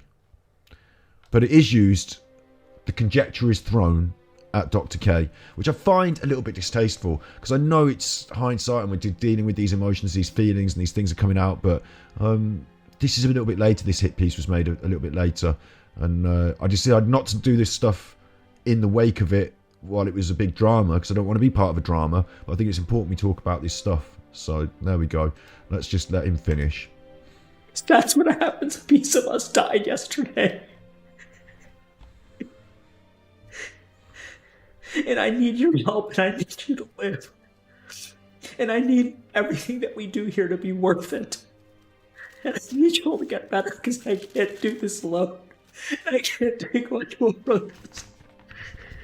I need you to be better. I need you to be happy. I need you to find hope and meaning in your life because that's what keeps me going. I can't take much more sad because I'm only human.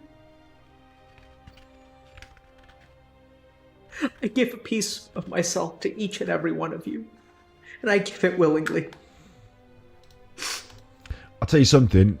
The comment in chat, the Oscar goes to Dr. K. That's what's been brought up there. Those are real tears, and it is. If it is acting, he shouldn't be doing this because it is exceptionally good acting to carry off real emotion like that, to fight the emotion within you, to hold it down in the same way as I just did a minute ago, to have to deal with it live in your mind as it's happening, and to suppress it. Like, you're not just acting to bring it up and to make yourself cry. You're acting to push it down as it's coming up. That's superb. That's superb. It really is Oscar worthy. Or it's just real, honest, real human behaviour. And I veer on the side of honest human behaviour with this, frankly. But I don't have that much left to give. I just can't, guys. I'm sorry. Thank you guys very much for giving me this opportunity to speak.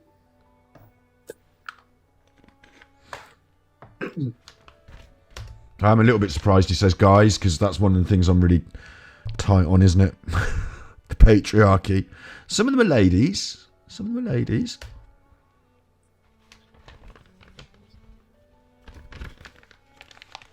And let's not let him down. Oh, you shouldn't put an advert in that there. If you're really serious about this, you shouldn't put an advert in that there. That's distasteful. That you absolutely believe in, and the possibility is that you could be wrong. It's a little bit of a stretch to say, well, I know better than thousands of other people with my training and experience, but all of them are in one camp and I'm in another, and I'm right and they're wrong. There's a certain amount of humility and wisdom that needs to come from professionals. It feels a little bit there when he says that the wise professionals in the office, they actually say, could you imagine if you said to him, and he doesn't know who Dr. K is, imagine this. I don't know anything about this guy and what he does and doesn't know. Don't know anything about him, but imagine this. Your therapist has never heard of Dr. K. Oh, by the way, I know about this online therapist who does it online, and they had someone kill themselves. Boom, this guy's going to be incensed. They shouldn't be doing therapy online. It's totally wrong. It's totally wrong to be doing therapy online. You can't be, he did what? And then this happened. So he's now saying, you might think you're right doing it online, but everyone else in the medical profession, we all think you shouldn't be doing it online. We're not doing it online. He's got to be in his bonnet about that. That's a political thing. It might not be exactly what's happening here. We talked about it so much throughout all these episodes about it not being therapy. Again, I think it's hard to hold Dr. K to a double standard and say, if you want to be calling it therapy, you can't be doing it online and all this. Dr. K accepts that. Make sure to not call it that. Make sure that to say out, in that video again, I'm not doing therapy online. I can't fix your problems. And then they're saying, well, shouldn't be doing this therapy online. Well, solid therapy process in a relationship is unlike anything else that we run into. It is something that involves the client going deeply into their thinking, but also with respect to this guy, I'm being respectful now. He has the client's interests at heart. He is talking about the ethics. If he has got that bee in his bonnet, that political idea that you shouldn't be doing it online, fine. Because overall, what we hope that if you take anything from this set of broadcasts that we've done on this subject is that if you're thinking about therapy, these people care a whole shitload to the point where they're offering it on the fringe borders where they shouldn't be. The therapist should be doing it online. The Dr. K's, he's doing it because he cares. This guy cares so much he won't do that. So if you end up going to a therapist for whatever reason, you're worried, you've got ideas, stigmas, perturbations, whatever you might call it, you can feel calm and relaxed, like our music, calm and relaxed. And it's a good example, even though this guy's not on the side of the argument in a way that we hope, we feel like he's being edited to hit Reckful and Dr. K's interaction like a hit piece. He's still on the side of good ethics. And were you or I to go and sit down with him for an hour and talk about our feelings, he's not going to broadcast it on the internet. He's not going to do this or that. He's going to treat you with the respect that you deserve and do the best for you. So that's good. That's good. And that is representative of the therapy. I don't want to say community, do I? It's not a community when it's a profession. Emotions, talking about their behavior. They will go to places that they have never gone before, and they will need a guide for that. And there is some real harm that can happen if they find themselves in a place that they didn't expect to be. They find some issues that they didn't expect to find. What an irony as well, that through trying to do the best that we can by talking about mental health online with people, Dr. K is now the worst of them because he's making these people feel bad and leaving them adrift. But we're trying to do the good work of raising it into the public consciousness so that everyone else out there that is actually adrift can say, look, I can see this thing online now. She feels the way I feel. He feels the way I feel. That here's hope. We can be adrift together. We all tie our rafts together. We'll have at least we'll have a big raft. It'd be like Kevin Costner's Waterworld. Well, that wasn't a hit, was it? That's a bad analogy. And then they don't have the support and help and the guidance to deal with that, to work with that, and maybe at times come out of that. But the whole point of the whole episode on the internet is to provide support, help and guidance to other people. So the people within the conversation maybe are vulnerable to this exact issue, but the people outside it, and this is something that I've just realised at the end of 2 hours of episode 3 on this, is that we're therapizing the people. Maybe next episode, I'll bring it up as our point 1.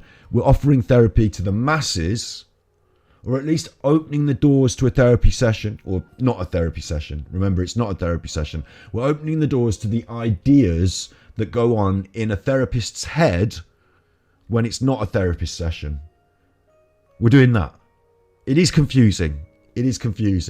But we're doing that, and we're opening those doors to everyone on the internet. We've got a channel called Mental Health Monday. I'm Ganji Kid on YouTube. Ganji Kid. There's all our streams.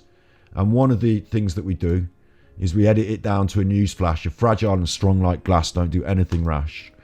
Happiness can spread like fire. If you've no desire to live for yourself, live for someone else. This is Mental Health Monday, and we edit what we do here into episodes, unless it's really delicate like we've been doing for the last 3 weeks, in which case we haven't edited. I don't know how to edit this 3-week long deep dive into the ethics of online therapy and Reckful suicide into a handy 1 hour long episode. So but we edit and we upload, and that's Mental Health Monday. It's a resource. We're in this game, we're doing this thing, we're trying to help, we are making a difference.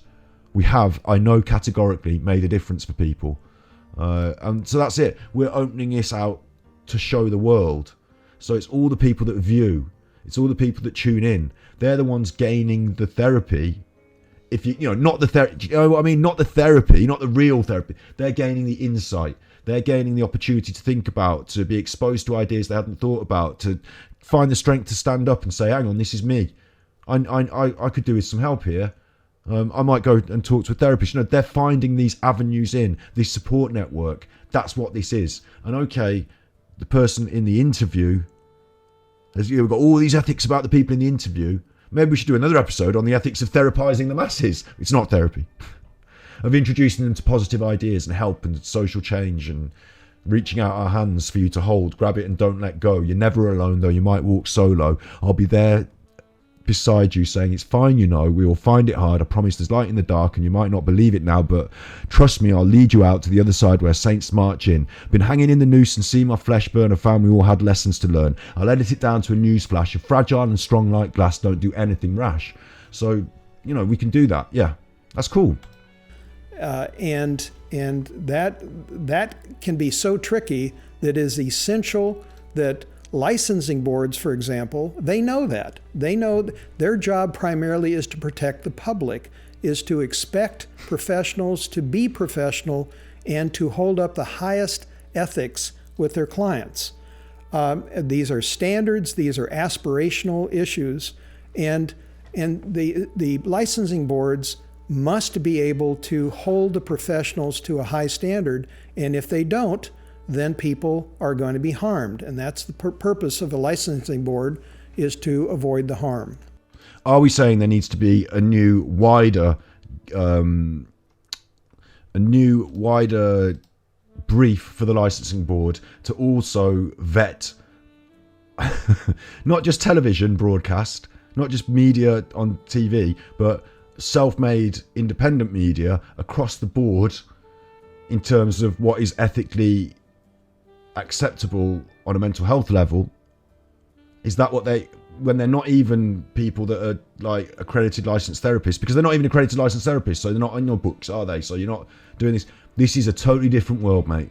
This is a totally different world. And I think maybe there should be some, at least we're having the conversation about these things, but you are going to find it very hard. This is the new world, isn't it? That, you know, your therapists in your offices are great, and I've been there, and very start of this broadcast we talked about it. I would hope that it all comes round, all this media stuff comes round to helping people take that step towards seeing someone.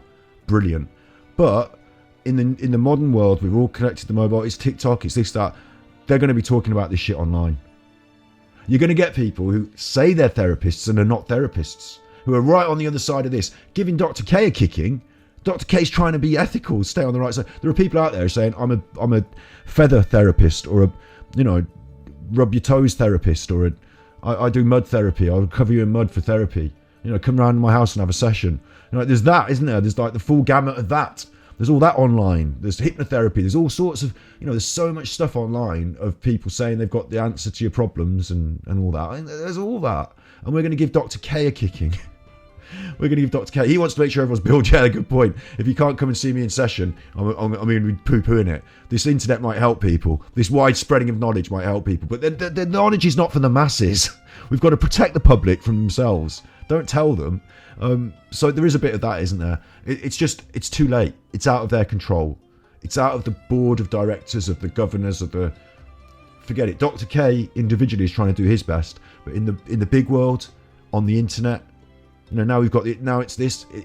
Ethics are really important in my heart, in his heart, in Dr. K's heart, in your heart. But there are going to be some people out there who just do not give a chuff about no ethics, and they're going to use this internet in whatever way. We're going to get the whole spectrum. It would be nice if we could regulate that bit, that malicious section. It would be nice. I don't know how you're going to approach it. I don't know where you're going to approach it. I don't know if there's any laws about it. That would probably be the start, wouldn't it? You'd have to set some guidelines about what you... Because you've got ethics, we've got guidelines, terms of service about what we can and can't say on Twitch. I don't adhere to the laws of the UK necessarily, or America. I adhere to the laws of Twitch. They're the ones that I'm listening to while I'm on here. So maybe there's that. Maybe there's a conversation to be had there with Twitch or with the broadcast services. I don't know, but you're going to find it hard, aren't you? Who's going to prove what and where and how? And should we regulate the talking about mental health? Should we regulate the talking about mental health? You know, should we regulate the conversations? I don't know. You know, I'm in agreement with the American pragmatism about freedom of speech. You know, I will fight to the death for your right to say something, even if I don't like what it is you're saying. But at the same time, I don't think you should be rude. So I'm not really inclined to fight to the death for rude people. So, you know, it's just one of those things, isn't it? If you've been rude all the time, I should fight to the death so that you can slag me off again. Well, I might not fight to the death on that one. But in general, you know, I get the point. I get the point. You know, we are advocates of freedom of speech, but we also want to make sure that people are safeguarded, and, you know, in a general personal sense, I just don't feel it's nice to say things that are inappropriate and rude directly in the wrong contexts. That's just my feelings. Whatever. You know, I don't do that. Some people do. Some people say the bad therapy words on stream. Some people try and help. It's going to be hard, isn't it? You know, in the modern world. Ethics guidelines are there because at some point somebody got hurt. And at minimum, you have to consult with a colleague. You have to consult with people to explore potential harms that might come. And sometimes we have blind spots. Sometimes we think we have great ideas and we might be missing a part of it that we haven't thought about. And to think that we have all the answers to something without running it by someone, specifically when it goes against an ethical guideline, it's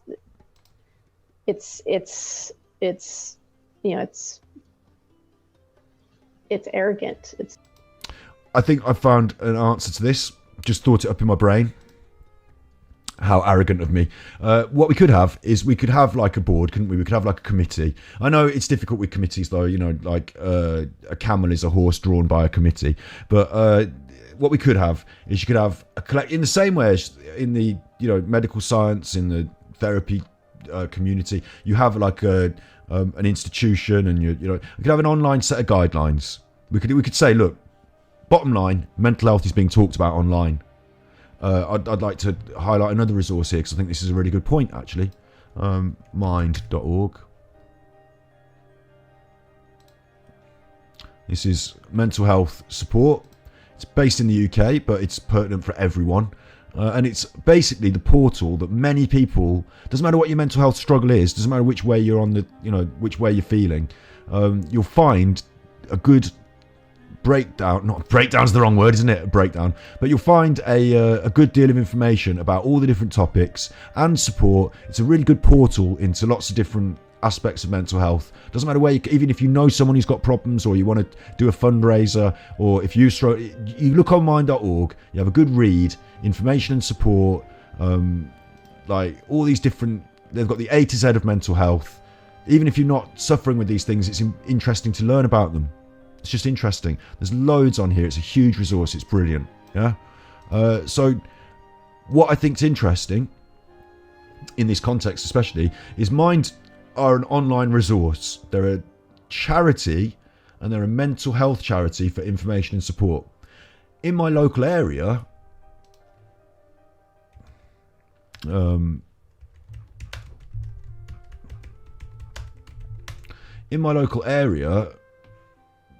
there will be I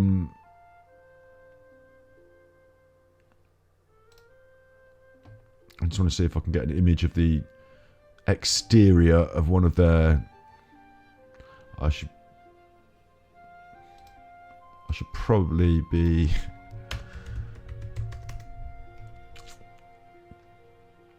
There's going to be stuff that they've done, isn't there? That we're not going to see the actual shop. They've got an actual shop. Take it from me. They've got drop-in centres all around the country. Let's have a look on Google.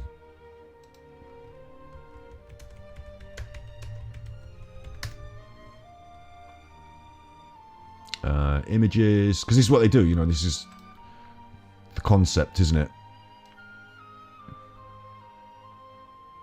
I suppose that was one. This might be one. Mental Health Centre, Dove House. Is that a Mind one, or is that something separate? You'll get the concept. There's the front door of one. That'll do for me. That'll do. The front door of one. It's got Mind. It's got the logo. It's got the front door. It's the Acorn Centre, that one. This one here is a charity shop where you can go in and buy and sell secondhand goods. And maybe they have coffee mornings and you can have a conversation as well. Sometimes they're just charity shops that sell the goods, secondhand goods, for the raising money of the charity. But sometimes they also act as little local hubs. You also get little local drop-in centres that are not shops, that are actual drop-in centres for mental health support. All those things that I've just shown you, these little shops and these little centres, they're not categorically not. All the way back to the chuffing website. They're not this. What do you mean they're not this? That's Mind, isn't it? That's the website you just showed me. Yeah, but it's not this. This is their overarching charity. This is the big organisation. If you open a little shop in your local area, you become a franchisee, like a splinter cell. You're regulated by your own manager and your own, you come down from the top. The word comes down from the top. Do it like this. Do a bit of that. But you follow. But you're under their banner. But you are doing your own you're a separate business, essentially, a separate entity, like a franchise, a bit like a fast food franchise in a way. So it's interesting to note It's interesting to note. So I would suggest that maybe we could do this same sort of thing with online mental health. An organisation like Mind, a bigger overarching organisation, could say, look, we're talking about mental health online. people are doing it. We can't stop them. There's podcasts, there's YouTube shows, there's Twitch streamers. In America, there's Dr. K. I don't know if we just do it for the UK or try and make it global. We should make it global. It's the internet. An internet global online, maybe mine could connect with another big international mental health charity, and they could come together to put together a package of support, not just for people who are suffering, but in order to get involved, how to talk about employee assistance programs. You can seek free counselling. Wow, that's really good. I don't know if we've got that in the UK. If we did, it would take 2 years to get the chuffing counselling. I think the overarching concept could work of an internet. Basically, the proposal is it's a set of guidelines for broadcasters, for online social media, the whole spectrum. Get experts involved, have these conversations, show them the guidelines, what you think is healthy, where the lines are drawn, where the grey areas are, like we're doing on our episodes here, what we've done for the last 3 episodes on Mental Health Monday. Do that with your experts. Tell us what you think. Then people that really care can maybe sign up to get your little logo, get your little badge. I'm going to play by your guidelines and I'm going to try and, keep to terms of service. So can I have my little badge, please, and my authenticity? Because I am authentic. That's something I worry about here, is that I'm just some guy chatting, why listen to me? That's why I'm always pushing you on to more reputable sources than just some guy chatting. But, mind.org is the place to go. But if they'd give me a little badge that said Mind, that I could put on my, thing, not sponsored by Mind or not, I'm not being paid for by Mind, but, in allegiance with or in association with, in the same way as those splinter cell charity shops are not directly. If you bought something from one of those charity shops and you've got a problem with it, or you want to go to your local drop-in centre, don't call these people on this website. They don't have anything to do with it. You've got to go direct to those businesses. See what I'm saying? So in the same way as if I got my little Mind sticker on my stream when we're doing Mental Health Monday, if you got a problem with me, they could take my sticker away, but essentially you understand that I'm not working for them directly. We could have the Global Council of Mental Health Online that gives the guidelines. I would attempt to adhere to them. I'd find it really helpful. It would bring up some ideas that I hadn't thought about. The same for everyone else that's doing it. Maybe Dr. K could be involved. This whole thing has led us to believe that there should be some sort of conversation about it. There's an option.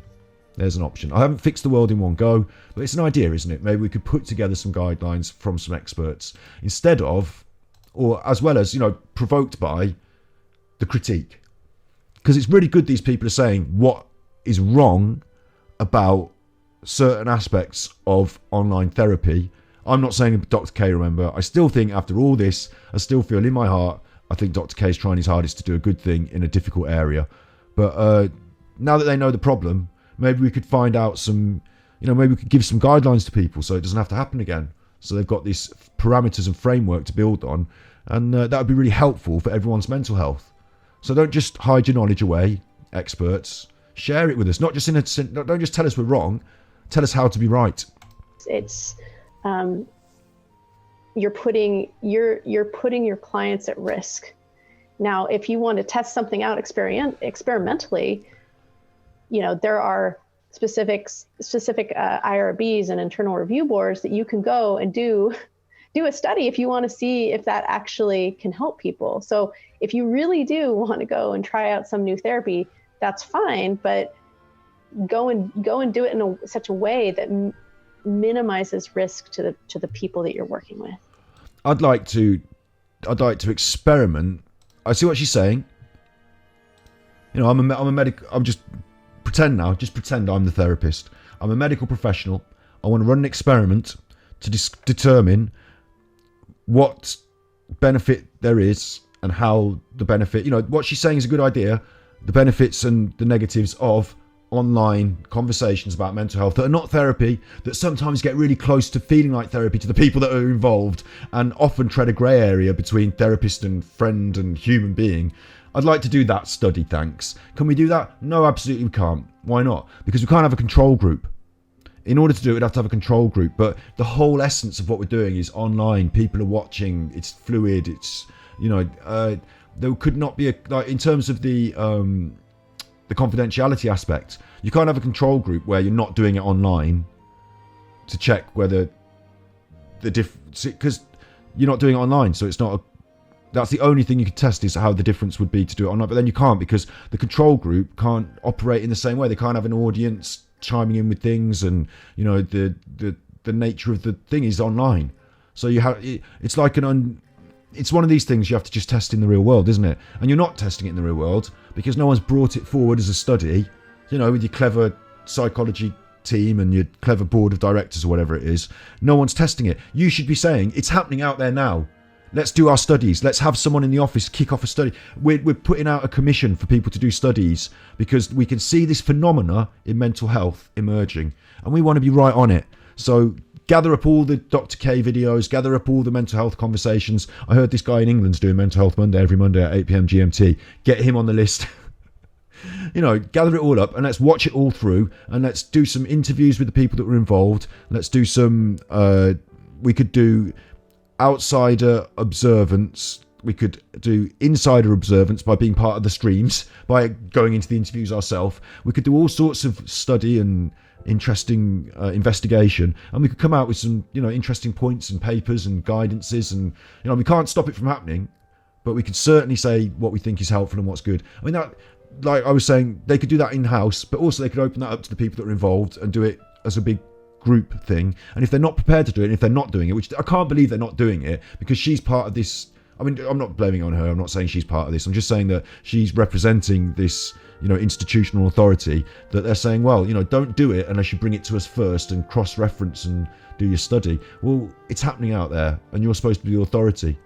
It reminds me of how do I explain this?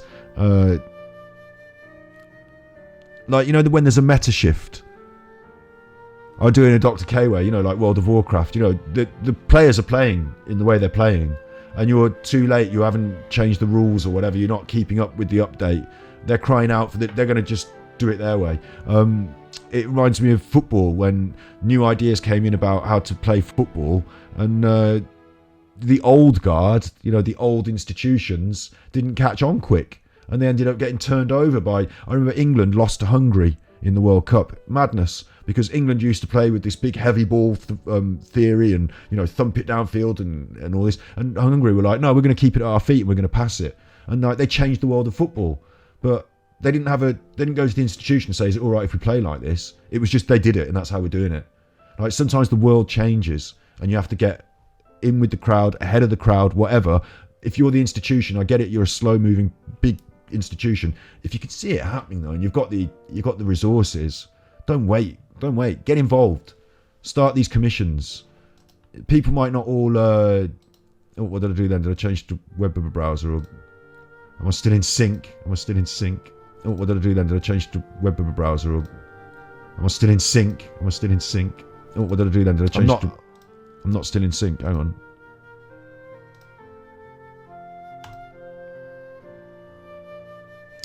Am I now in sync? Am I now in sync? Am I now in sync? It's even worse. It's even worse. How have I made it even worse? That should make it better now. That should make it better now. Right, that hasn't made it better, but I have no further things to say. So that's fine. We've come to a really interesting conclusion on tonight's Mental Health Monday, that maybe there should be more done on this topic. Opened up a huge can of worms, said a whole load of stuff. A 30-second delay. Well, I don't understand how it can be a 30-second delay, because like all I did was change between two scenes, and then it had a little meltdown. I turned the camera off and on. It don't like it, does it? Whatever. I will be back. We are playing Genshin Impact on stream on Twitch in the evenings. Not tonight, because it's Mental Health Monday. Not tonight. Mental Health Monday's got its own YouTube channel. You should get and subscribe to that. We are Ganji Kid on YouTube, soon to change the name to Gravekeeper potentially. Playing Genshin Impact. I've got a real problem uploading the streams, and we're streaming online. Streamed 6 hours ago, look. We're streaming online, so on YouTube, I mean. So I'm streaming in the day on YouTube about conspiracies, and then I've got to upload last night's stream. It's too much. But we will get it. You'll eventually see it all uploaded. Genshin Impact and all. It's all coming. It's all going. Get on that. You be good, you chuffers. I'm off now before I get too out of sync. Thank you for being here. I really appreciate it. And I think we are finding our our feet in this at least. Yeah, I feel, even though I'm now talking out of sync, I feel good about the concept and the quality of the stream. So thanks for being part of it. You be good, my little puckos. I will see you anon.